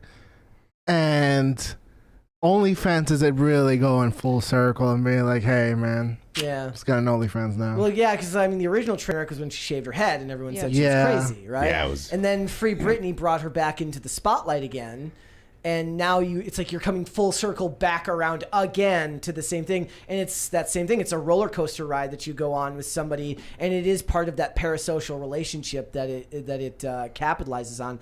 I was thinking about it because it's like a lot of somebody was talking about how this industry would replace porn, right? Mm-hmm. Traditional porn. And it won't, because what happens is most of them will do traditional first, build up a reputation through companies, then go and work for themselves. So you still need some type of mainstream.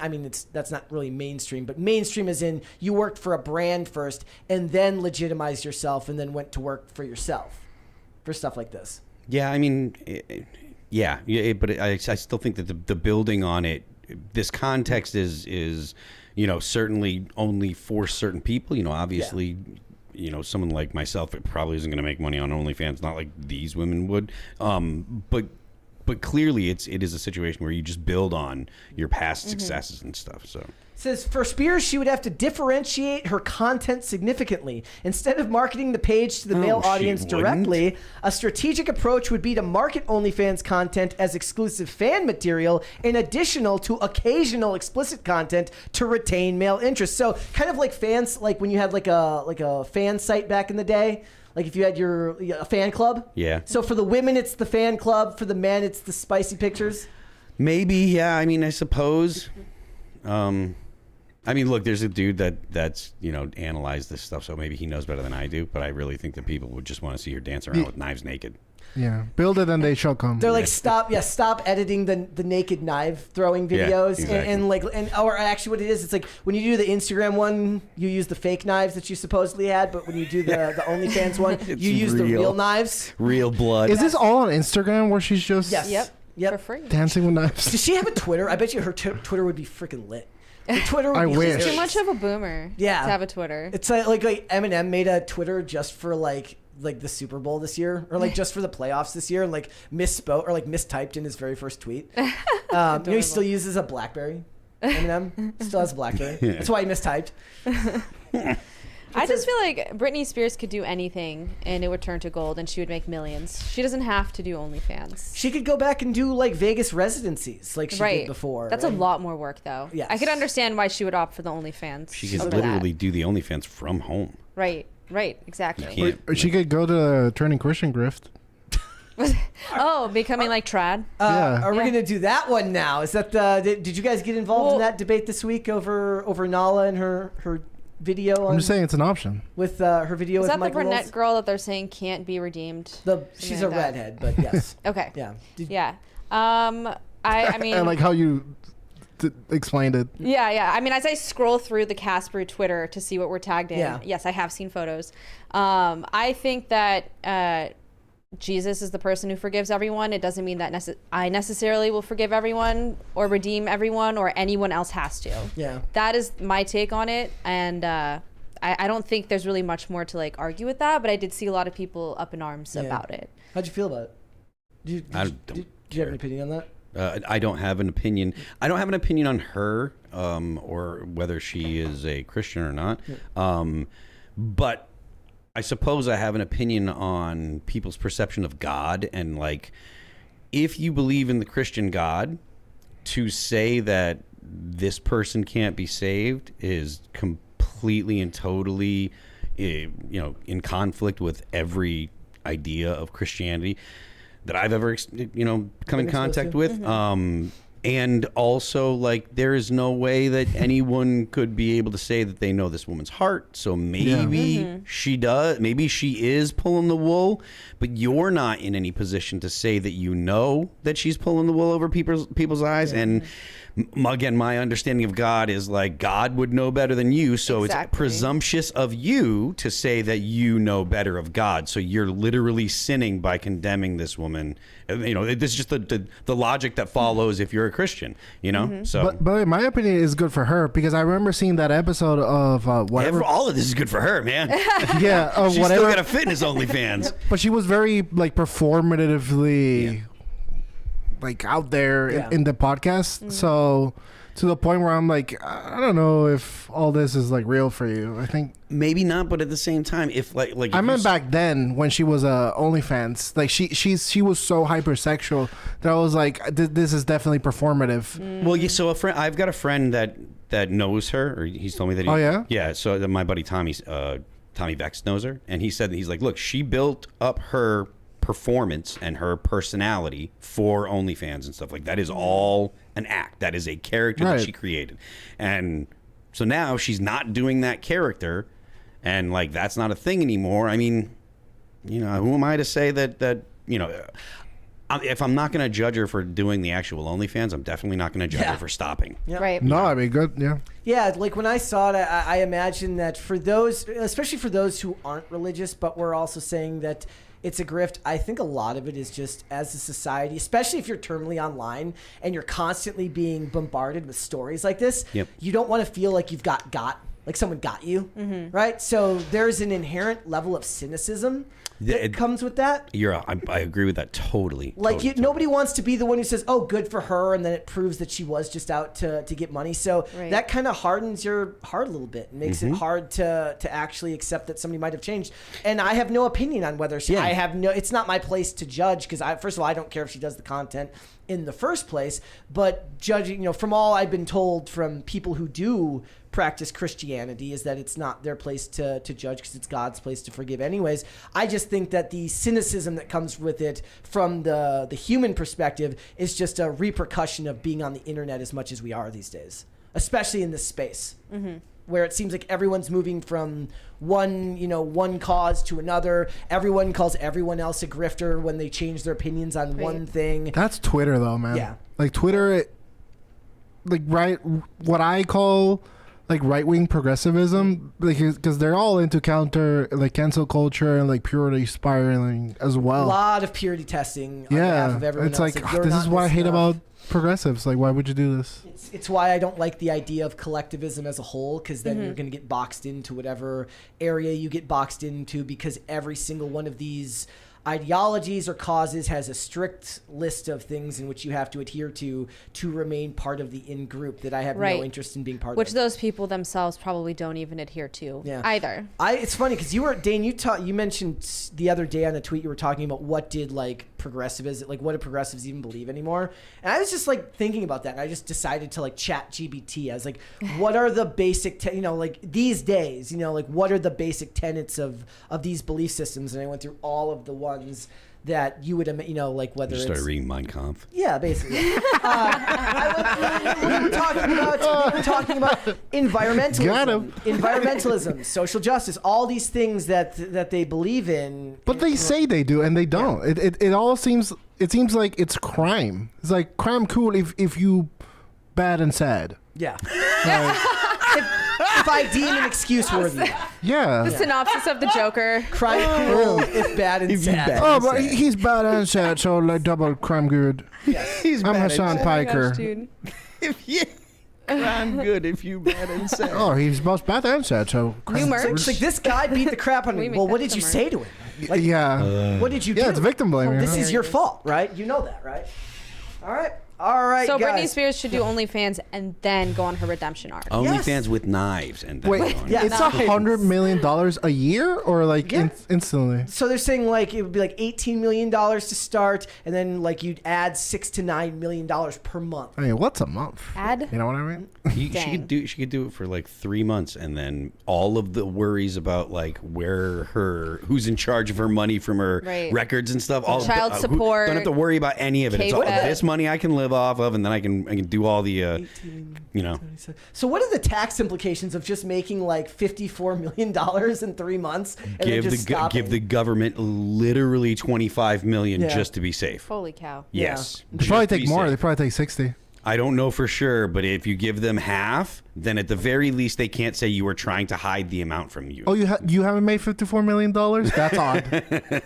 So that's what they end up doing. She's like, okay, I made my $54 million. Here's $25 million. Please leave me alone. Here's my insurance policy, so that way you know that I intend to pay my taxes. So that way, if I'm off by a couple million, like you're not going to be like, oh, you're trying to hide from taxes. No, I'm trying to pay them. It's just that you guys are absolutely terrible and want to throw people in jail for. Remember that was a movement when people would narc on OF girls to pay taxes. I can't stand that. It drove like I hate. Like I don't have a problem with OnlyFans girls, and I definitely hate taxes. Like, what is wrong with you people? And it was right wingers that were doing it. Like, what are you, idiots? Since when did you guys love the government so much that you wanted to? So there's a purity test. What do you hate more? Yeah.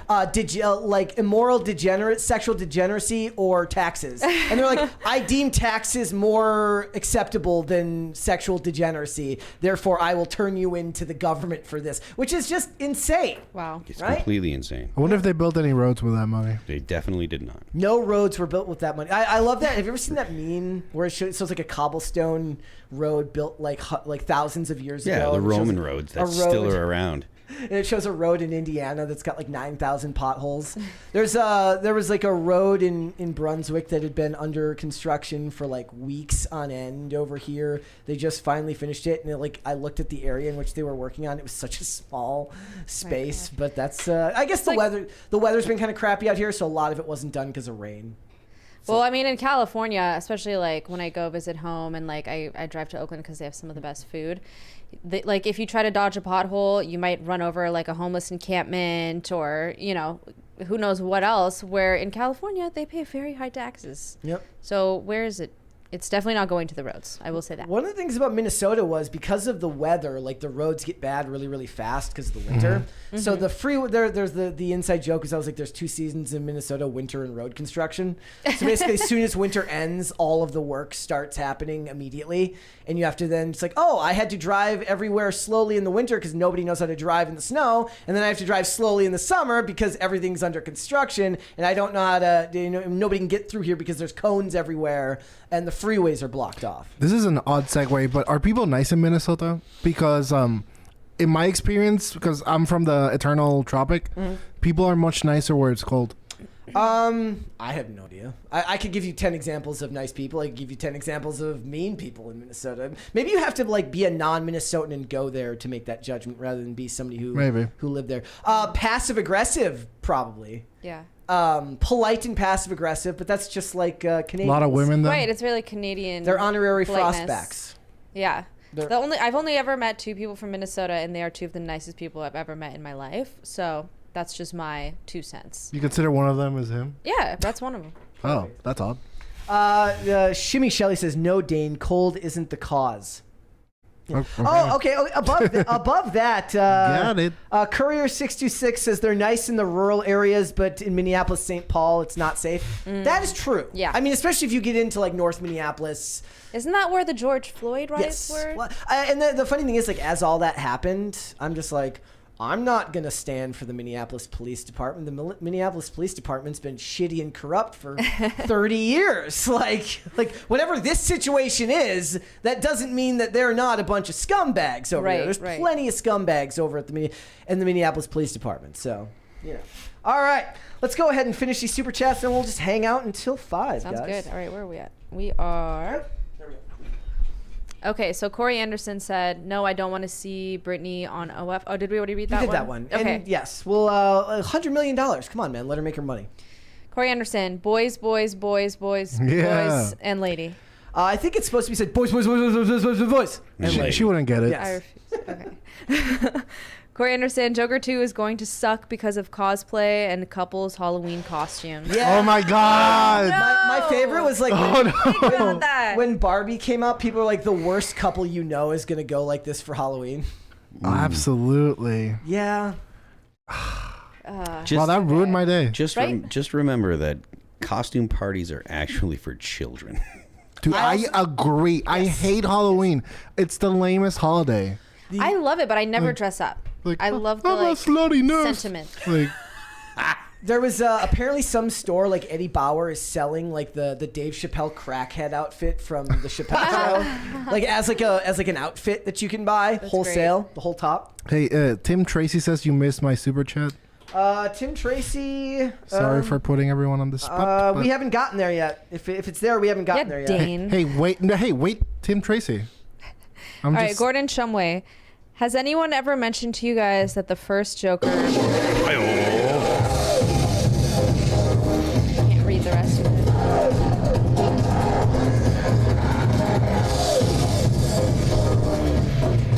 Okay. Boys, boys, boys. All right.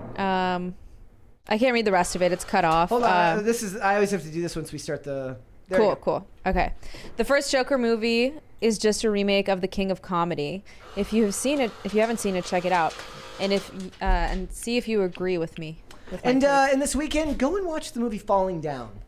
I haven't seen it. If you like pity party, no, I don't. Pity porn, watch Falling Down. Definitely no one in this room. Yeah. I don't feel like Falling Down was quite as pity party. No, not quite. Okay. Not quite. Never heard of it. It was made like 30 years before, or 20 years before that. So yeah. The tone is a little bit different. From The Last of My Kind, what the world needs now is to hydrate and sleep. Amen. Hey, look, you are never going to go wrong if you have yourself a glass of water. I like every couple of days I have to remind myself to get back to drinking water again and like replace on the bedside table to drink more water. Also, what the hell is up with the Tim got like bougie water here that's like it's Icelandic water and it's got a pH balance of 8.4 or 4.8. I'm like, nice. Am I supposed to know what the hell that means? What the hell does that mean? Somebody tell me. All right. From Nate. I don't think the point was to pity him. It was more like the killing joke, I think. We did that one because it was a 20. Oh, okay, cool. Pat the Plumber, I think the trailer looks good, but the movie will be obnoxious with the musical part. It's too art house for me. And, yeah, same. And the other thing is, like, there's a disconnect there with an art house movie that had a budget of $200 million. I think the budget was was close to $200 million for this one. Somebody can correct me if I'm wrong on that. But it's conflicting for me because Lady Gaga does sing incredibly well, and she kind of like fits the role aesthetically. So I thought that casting was perfect. Yeah, that part intrigues me, but I don't want to be like, I do cry. But the like, Joker singing, it's like, what? $200 million. How are they going to do it, man? $200 million budget. So they've got a lot more ground to make up if they're going to make their money back on this one. It better make $1 billion. Do we know how much Gaga was paid to be in it? I don't know how much she was made. A lot, I bet. Tim Tracy's. Sarah still owes us an origin story. There's Tim Tracy's text. An origin story? All right, Beavis. We already read those. Yep, we're down at the Manic Mustache. The Manic Mustache. Between Philly porn... Pity porn. Oh, pity porn. I don't know what Philly porn is, but some of the cheesesteaks. Cheesesteaks, Rocky, the Eagles. That cheese bowl. Probably. Cheesesteak, Rocky, the Eagles, Temple University. So that's Philly porn, but we're talking about pity porn. And pity parties. Did we run out of the regular ones? # bring back normal. I would like normal. I like normal. Jacob Edler, we read that one. Urashima Utaro, I don't like that Harley isn't going to be his doctor. Okay, that's actually so. The first thing when I saw her, I was like, why is she dressed like a patient? So she's already gone nuts. She hasn't. She's not his doctor like she was in the comics. That's stupid. So you're not seeing Harleen Quinzel. You're seeing Harley Quinn. I'd rather see. I wonder though if it's because they want to do an origin story for her eventually. Like, no, but the origin story is that she's like his therapist and he like breaks her down. Oh wow! That's so really it's so good. much cooler. Yeah. It is so much cooler. Yeah, well, modernity. Yep, basically. All right, where are we at? Okay, Nate. Metal Gear is my favorite game ever. Who on the panel likes Metal Gear? Metal Gear rules. One of the when I had a PlayStation, I had a PlayStation and a 64. I didn't play PlayStation as much, but I did love original. There were multiple Metal Gears, right? Oh yeah, lots of them. I played one of them. I played the early version. I played one of them a lot on. I don't remember what it was. It was probably Xbox, maybe Xbox. Or was it PlayStation? PlayStation. Yeah. Maybe PlayStation. I had a PlayStation 1. But I like 2 and 3. But yeah, it was. I played it a lot, but I only played one game a lot, so I don't have a lot of depth of my lore knowledge. And I know that Metal Gear Solid has tons of lore that goes with it. So cool. All right, from Shane H. Wilder. Next, no math Yahtzee. Heck, half the fun of Scrabble is mocking your idiot friends who don't know words. Well, not anymore. If there was there is a word for like number dyslexia that gets brought up here. I could use that because I'm really bad with numbers. So if there was number Yahtzee, I would fail at that. The point isn't to be good at it. That's what's funny about it, and that's what's fun I've never about played these it. games. You've never played Yahtzee? Not even once. Oh, Yahtzee, yeah. You've never played Scrabble? Scrabble. Yeah. The Manic Mustache. Girl Math Monopoly. Let's go. Can you give a good example of girl math, Sarah? Okay, the first thing that comes to mind, I'm not like really perpetually on the internet, so I may not give the best definition, but when a girl says, oh yeah, I'll be ready in 20 minutes, that's girl math. It's called lying, and too. it takes at least 3 hours. Isn't girl math more like I had $100 in cash, so everything I spent today didn't cost anything because it didn't come out of my bank account? Wow, I do that. There you go. You're yep, like, look, I spent $45 at Target, but I used cash, so I look at my bank account on my phone, and it's still the same number. I'm the same way, though. Cash isn't real. So you're girl math. Nice. Accurate. I'm every woman. Phil's just like, no. I'm not going to touch We're not doing this. I'm not talking about where I get my cash from and what I do. Well, I wasn't asking what you spend it on. I'm saying, how do you interpret what it means for your bank account?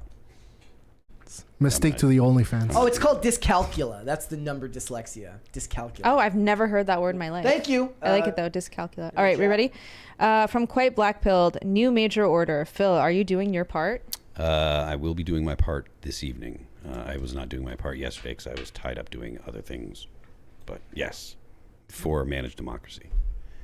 Helldivers reference. Helldivers 2 reference, yes. All right, from Rhaegar, we already read that one. I think we skipped a couple.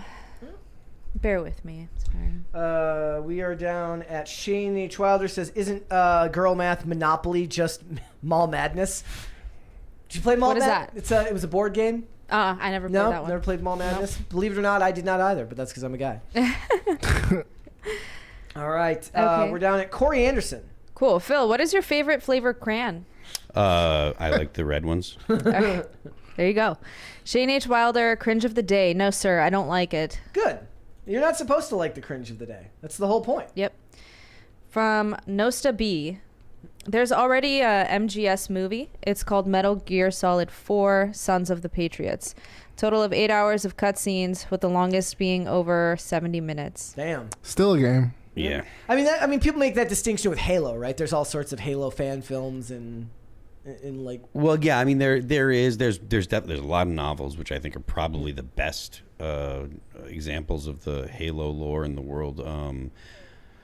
But there's also the TV show, which is loosely based on the Halo world and stuff. They don't really stay close to.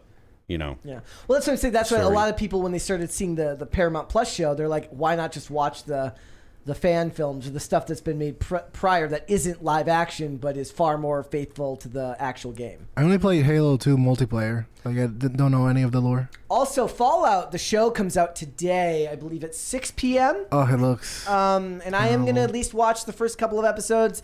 I didn't play Fallout, so I'm not going to be one of those people who's going to be upset if it's completely an abomination unto the games. It's a good And I game. like Jonathan Nolan, so I'm going to check it out. Where is it on? I believe it's on Amazon Prime.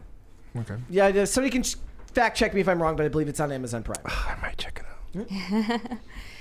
Okay, let's see. From Quite Blackpilled. I think we're down. I think we're at. Or did I miss? We're at Shane H. Wilder says Billy D. Williams based. True. Yeah. True. Shane H. Wilder, we lost a lot of good meme lords in the meme war. How did we? Were they banned? Is that how the meme lords were taken from us? I mean, yesterday in IRL, they have a guy who got arrested. Holy cow. Who? He did the he did the photo was like text here to vote for Hillary. Oh yeah, I forgot about that. Yeah. Actual election interference. I mean, no, right? I have no idea. The thing is, like, was yesterday the 1000th episode or the day before? Yesterday. I saw that, and I was just like, oh my god, 1,000 episodes. Dude, you're at 587. So like we're about to hit 600, Dang. and I'm like 400 more of these things. Next year, dude. It flies by. It does. It does fly by. But I was like, damn, like 1,000. 1,000. Yeah, That's I mean, crazy. you Like, guys stream every day. Can I just start like doing every 10 episodes? Like every episode's 10 episodes. Like Just to catch up. Episode's 597. Just to hit 1K. All right, from Nate. I thought Hangover was funnier than Tropic Thunder. Came out about the same time. Did not like it. You didn't like The Hangover? No. Hangover's fine. I didn't like the. It was funny at the I didn't like time. the sequels. I just thought it was kind of lowbrow. Quite Blackpilled. This Is the End was the last good comedy. Always so you mentioned really it before, funny. yep. Nate. PCC equals pop culture carnival. Yes. Yeah, we're all just a bunch of carnies. We really are. At least I feel that way sometimes. I do. It's just not a traveling carny. From Shane H. Wilder. Quit complimenting Brett. He's going to get an ego. What was that for? Shane. Sir, yes, sir. What's that laugh for? I laughed because it was so brutal. That was very mean. Yeah, it was. Very mean. From Debbie Nanners. I will not stop complimenting Brett. Oh, He's done great work and earned my money. That deserves a compliment. And because you said that, my friend, I'm gonna actually heart that. Nice. Heart that super chat. That's secretly Brett from an alt account. Yes. I am in fact Dubby Nanners. Brett's burner. What's gonna start happening is like every day there's gonna be like a glowing bit of praise for me that comes in just as I'm like in the middle of the show. Mary's gonna be talking. And I'm like, You know who did that? Skip Bayless, the ESPN guy. yeah. Was he Really? really? Yeah, he was like- How kidding. lame. And then they caught him because he was posting from his main account. You He always was like, get caught. "Great idea, Skip." You always get caught by Unreal. going on your forgetting to go to the alt account. Yep. Right? That's how they got Elon. That's how Really? they got Elon? It is, yeah. Didn't he like post something from his main account? And he thought it was on his alt account or something, and that's how Could've been. people realized he had an alt account. Oh, he has to almost have I'm sure he 100% has. sure. I would be surprised if he has people hired to be alt accounts. I don't know have that he one. had I feel like I should get one. You should get one. I Be don't evil. even have an alt account. And be evil. I'm too lazy to have I never chime in on stuff. Not even just because I don't want it tied to my name, but just because I don't have that strong of an opinion. You just on don't anything. care enough. I literally don't care enough. I'm just like, wow. Anyways, let's move on to the next thing. Yeah. Oh, It's very hard to do a show when your opinion on everything is wow. Anyways. What's your tagline? Oh, I didn't know that. Wow, I didn't know that. Like, if I had another show, it would be called Wow. Anyways, which is, all of it would be. I would read the headline, and people would think there's going to be like a big discussion coming, and then I just move on. That's a great name. Wow. Anyways. Wow. Moving on. Okay, let's keep going. I feel dyslexic like reading these sometimes. We all do. From Corey Anderson, the lead singer of Attila, Franz has an OF. Yes, Franz. Look, I love Franz. I would not do a lot of the things that Franz does. On OF or in life? On both. Both. Fair enough. I love you, Franz, but you're a party animal, and I am not doing that. Corey Anderson, Phil, when you go on tour, how is the performing order determined? P.S. Thanks for liking my tweet with my new shirt and my pup Barley. Oh, cheers. So if we're the headliner, so if we're going to be going last and playing our full show and, you know, the whole as much time as we want and stuff, we'll select the other bands, and then you kind of know generally where bands should fall. You will send out a message saying, hey, we're looking for someone to be direct support. Bands will say that, which means directly before us, which is the best slot of the show for whatever tour you're on. Because most people are there by that Most point. people, it's the hero slot. Everybody that's going to be there is there, and nobody's leaving before you get done. Perfect. And then when you're done, you're usually done early enough where like you can do normal people things. You can go shower and relax a little bit. Hero and then slot? go to bed. Yeah, right before the headliners. Direct support is the best slot you can have. That's the slot that everybody goes for. The only band that wouldn't want that is Metallica, because there's no one they could be direct support for. But like otherwise, it's the best slot.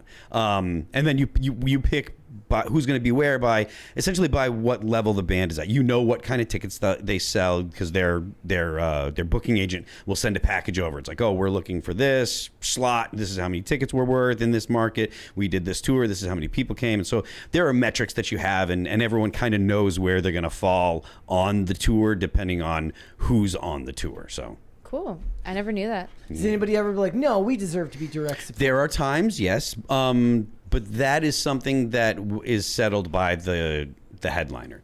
So if the only time that you have issues if you're doing like some kind of co-headliner, so two bands are both going to be getting equal billing, they call it, and equal pay, you might have arguments about who goes last and stuff like that. But again, from my perspective, if it's a co-bill and we're playing the direct support slot or playing right before the last, that's the best still, because we still are getting all of the people that are going to be there. We're getting half the money. We're getting half the attention and billing. And then if people leave after we play and aren't there for the band after us, that's not my problem. That's your problem. Is that what Manson is doing for Five Finger Death Punch right now? No, I don't think Manson would co-headline with Five Finger Death Punch. It's possible, but I don't think that Manson would draw enough to co-headline with Five Finger Death Punch. Yeah. So, I mean, again, it is possible. What a great name.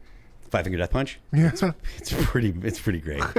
They're great guys, and they have everything like right down to a T. Like they have got all of the stuff is going right for them. They've got everything going. Yeah, it was like, so it's Five Finger Death Punch and Marilyn Manson announces summer tour dates this year. That is a Five Finger Death Punch. The way that's set up, looking at that, Five Finger Death Punch is headlining. Marilyn Manson is direct support. And you can tell by the fact that Five Finger Death Punch has the biggest name.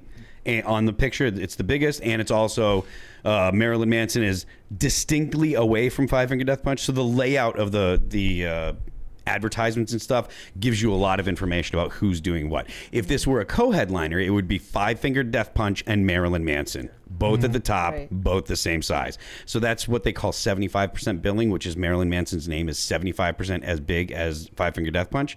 So he's direct support, 75% billing. It's a great slot, and it's going to be a killer tour. That's a big deal for Manson, given that's a very big deal. Getting canceled and then coming back and getting a big slot. Mm-hmm. That's some cool insight too. It is, yeah. Yeah, I know how that stuff works. That's my job. A thing or two about it. I think that's my job. Yeah. All right. Where did we leave off here? Corey Anderson. There's another one under Corey Anderson. All right, from Shane H. Wilder. Is that the one we're looking at? Yep. Did we skip that one? The Corey Anderson. Yeah, we skipped that. Okay. Brett, a cool guest to have on would be Finn McKenty from the Punk Rock MBA YouTube channel. Finn is a good dude. I actually mentioned having him come on out, but he was like, "Oh, do you guys do remote stuff?" And I'm like, "No, they don't really do remote because he's got a new baby and stuff." Always makes it difficult. I thought when I said Finn, they were talking about Ben Affleck's trans child that came out as trans and unreal at Grandpa's funeral. Oh my at a funeral? Goodness, I didn't hear about that. Talk about it tomorrow. I saw that, and it's the meme where the guy's like, yeah. Or the Ben Stiller meme where he's like smoking the cigarette. Ben Affleck, you mean? Ben Affleck, where he's smoking the cigarette. He's outside the funeral, literally smoking the cigarette because his kids. Every single thing that I've seen on Twitter about that has always had that picture and then the headline about his kid coming out. It's like, because he's like, because if he tries, if obviously the kid has never been disciplined. Yeah. If he tries to discipline the kid, now it's too late. Well, now it's transphobic. If you. Well, of course, yeah. I mean, he's. But if your kid is doing that, that is because the child knows no boundaries. And again, I don't remember. They're totally about getting attention. On the internet too much. Yeah. So he's married to Jennifer Lopez, and either his child is trans and hers is non-binary, or vice versa. Either way, 2 in one family. What are the odds? Statistically, 1 in 9 million. Literally virtually impossible. Josie broke it down. So, that's what happens when you have nannies raise your kids too, I think. You're just not involved in your own kids' lives. What is called a purse puppy. There was a Joe Rogan episode about that. Specifically that. It's about sustained eye contact with the mother and the lack of it. Interesting. All right. Shane H. Wilder, we are called to act as God and forgive. That does not necessarily mean reconcile. Sorry, with Mary out, someone has to give the Catholic perspective. Yeah. Thank you. Look, I saw that stuff and I just thought, when I look at it, I think that it's just a lot of people on the internet. Like, I don't want to be seen saying, yes, she's very clearly reformed, and then find out later that you're wrong. That, and there's just a generally cynical tone to the internet in general, and it's edgier and cooler to seem like you don't trust anyone, or you don't expect anyone to actually change, because change is difficult. It's not easy. Yeah, and I think it's also that argument of like, if you think she should be forgiven, it's like, well, then date her. It's like, but I mean, yeah, she can be redeemed, but does that mean you have to date? Like a lot of people will say you're transphobic if you aren't willing to date a trans person, but you may not necessarily be anti-trans either. You just prefer non-trans people. You're not allowed to have that level of nuance in the discussion anymore. It's too much. It doesn't know. Well, the thing is, anyone that is going to call you anti-trans about that kind of stuff, the reason they're doing it is because they're hurt that like you have rejected them, whatever the reason. And the idea that you should not reject someone for absolutely any reason that you decide when it comes to a personal relationship, intimate relationships, the idea that there is any reason that's off limits is ridiculous. You're talking about an intimate relationship. If you don't like the way a person smells, looks, whatever, it's an intimate relationship. You have absolute authority over who has access to your time and body, and there is absolutely no person out there that has any right to comment on whatever reason you decide you don't want to have a personal relationship with someone else. Period. No, I really vibe with that because I feel it's like really keynote to be like, oh, I don't judge. But I think that point is kind of misguided because I think everybody is judgmental as hell when it comes to who gets to be around them. But also, I don't judge means like God does like the ultimate judgment at the end. Mine's like a different judgment. It's like, oh, I don't like you. I don't want to spend time with you. Yes. And that I do frequently. Yeah, you are not entitled to access my time at all. No one is. And this whole like, well, you're a transphobe, maybe, but it's none of your business as to why, and I don't have to, F off. Yeah. Seriously. The loss of social, like the ostracization is what people fear now, though. Because of the internet, that being ostracized for something like that seems like hell to them. I feel like not being judgmental could lead you down a really bad path. There's a really good... if you're not judgmental of other people and aren't in your mind, like, I'm going to stay away from this person... Where's that going to get you? You're 100% right. This topic was covered in Brave New World because everyone has had, like, you were supposed to take your soma and you were supposed to sleep around. That was what was expected of people in the book Brave New World. And Brave New World is it's the opposite spectrum of Big Orwell? Orwell of Big Brother. So it was a more maternal, but it was still totalitarian. It was still completely and totally devoid of autonomy. You did what you were supposed to do. Blah blah blah. And so they offered two different, a masculine and a feminine type of totalitarianism, but they're both totalitarianism. And one of the things that they talked about in Brave New World is you don't turn people down because it would be rude. Like that's literally you don't say no, you won't have sex with someone or whatever because it would be rude. I've never read that one. I should read it. It's worth your time. How long is it? There's a $20 one here from Joy Westbrook. Says, hello there, Brett. Fallout early releases tonight. Also, Playing God was a great flick. Maybe a movie both Mary and you would like and approve of. Hi, Sarah, Dane, and Phil. Thanks for being here. Great conversations, all.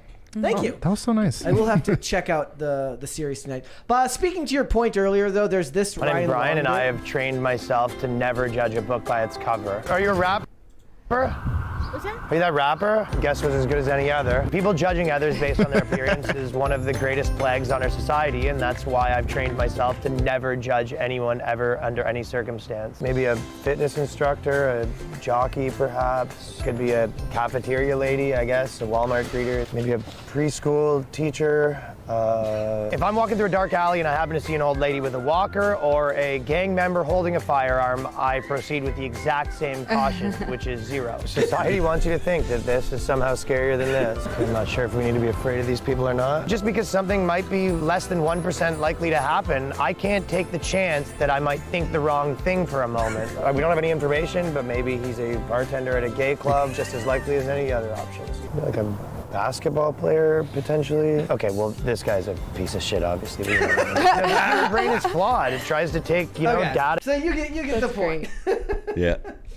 But it is, the idea that you can't make, preferential selections about who is, in your personal life. That's ridiculous. Yeah. In my personal bubble. All right, where did we leave off? All right, we were at JWT 6577. All my heroes cheat on their taxes. Disavow, but wink. That's why we love Shakira here. Says the guy who has the framed photos of I do. Was it Wesley Snipes? And Wesley Snipes. I have multiple tax heroes here in this house. Corey Nelson, stealth watching from work again. Good to see you all. Also, Dane, why are you avoiding Hannah Claire? Yeah. Oh. Yeah. Why weren't you here on Monday, bro? Because she hits me.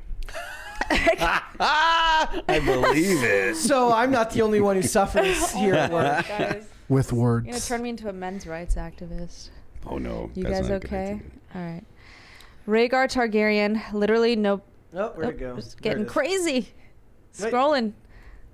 There. Oh, literally nobody.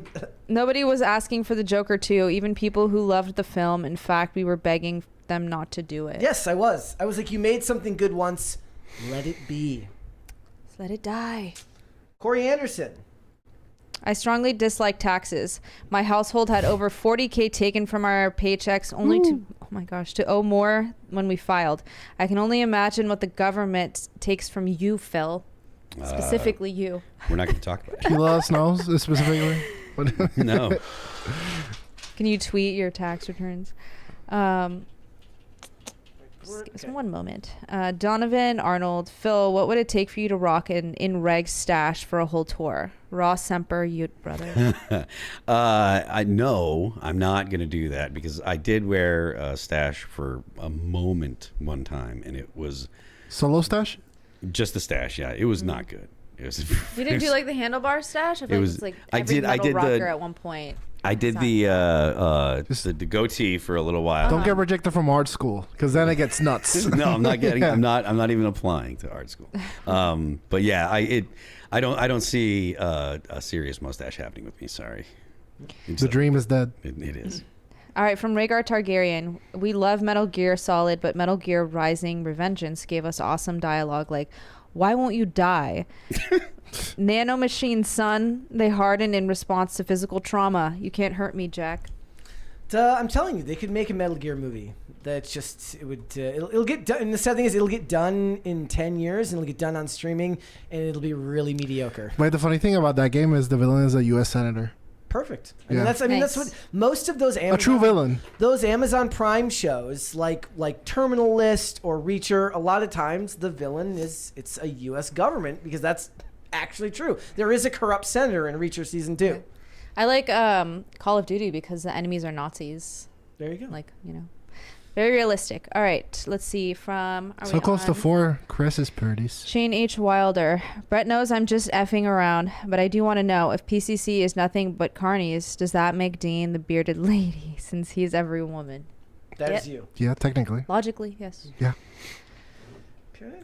We're down here at Shadow Zero. Let's end today's show with another SpongeBob AI song. I recommend Eugene by Glorb. I don't know if I got copyrighted for that one. I don't know if I did. I'm so sick of the copyright stuff happening. We're going to get copyrighted for Joker today. I'm going to have to clip it. Yeah. All the best memes are SpongeBob. Yep. From Corey Anderson. So is there a chance in the future where ATR goes on tour with the Timcast IRL podcast in direct support? LOL, that would be a short podcast. No, that's not happening because, like...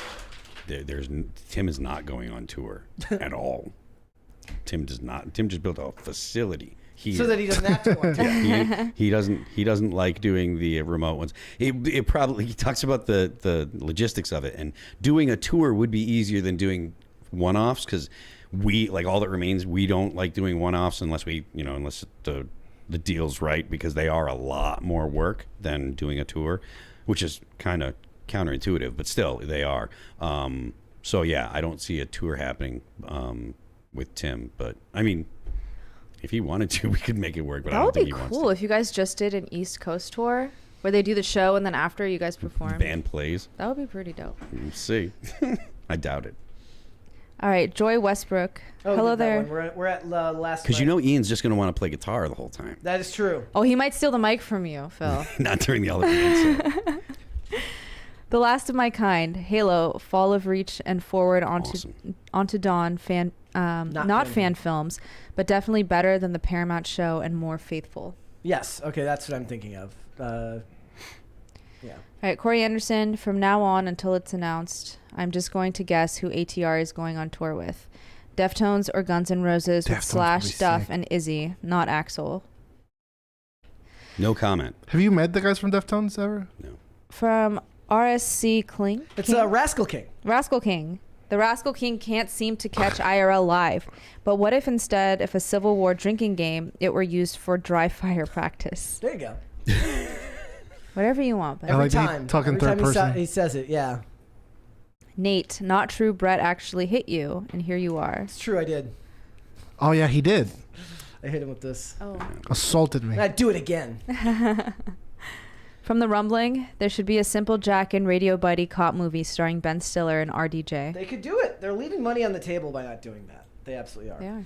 All right, guys. Before we go, would you hit the like button on this video, please, and subscribe to this channel if you have not subscribed here already, please, and thank you. And thank you to all of you. Phil, thanks. Cheers. Thank you very much. If you guys want to find me on the internet, I'm on Twix at Phil That Remains. I'm on Instagram at Phil That Remains Official. Dance break. There you go. The band is All That Remains. You can follow us on Spotify, Apple Music, Pandora, Amazon Music, YouTube, the internet. And also, don't forget, the left lane is for crime. Dane, my friend. What? Well, we were just talking the other day about driving in the HOV lane with like one of those robot dolls now that are out. So. Yeah. The left lane is for crime. Don't sit in the left lane going 65 miles an hour. Noted. Get the hell out of the left lane. Unless it is I'm doing for crime. Okay. It is for breaking the law. Yes. Yes. I got stuck behind an 18-wheeler on the way here today in the left lane, going like 60. Yeah. And when I passed him, he honked at me. And on 340, it says slower traffic, keep right. Yep. But invariably, there's someone in the left lane going the exact same speed, which is 65 miles an hour, as the person directly next to them in the right lane, stopping all the traffic and just causing all kinds of headaches. The left lane is for crime. Get over. Get to the right. Agreed. Dane, my friend. Yeah. I endorse that. and let everyone know where they can find you, buddy. At Dane Fon on Twitter, and now I shall spell that out for you. DANEFONT. Okay. There's one more here from Gordon Shumway. Says, at Rumbling, Forrest Gump can be the captain and I Am Sam as the commish. Tom Cruise can be the DA. There you go. Fan cast your movies, everybody. All right, Sarah, thank you. Yeah, follow Casper Coffee on Twitter, just at Casper Coffee. Be sure to buy some of the coffee at casper.com. We also have merch, and you can check it out. Our link to our merch is in our bio on our Twitter. Thank you. Perfect. Guys, thank you so much for joining us today. It was a hectic one, but it was a lot of fun. If you want to follow me, you can follow me on Instagram and on Twix at Brett Dasovic on both of those platforms. This show is here 5 days a week, Monday through Friday, 3 p.m. Eastern Standard Time. That is noon Pacific. We are on Amazon Music, Apple Podcasts, Pandora, and Spotify. If you would prefer to listen rather than watch, maybe go leave a review on there. Give me a 5-star review. Give us a 5-star review. Do that. Even out for those couple of negative ones. We're at like 4.2 stars out of 5. So go ahead and do that. And if you want to follow the show on social media, we are on Twix at popculture_show, Facebook and TikTok at Pop Culture Crisis, Instagram at Pop Culture Crisis Pod. Guys, we will be back and Mary will be here tomorrow, 3 p.m. Eastern Standard Time. We'll see you then. Bye guys. Bye.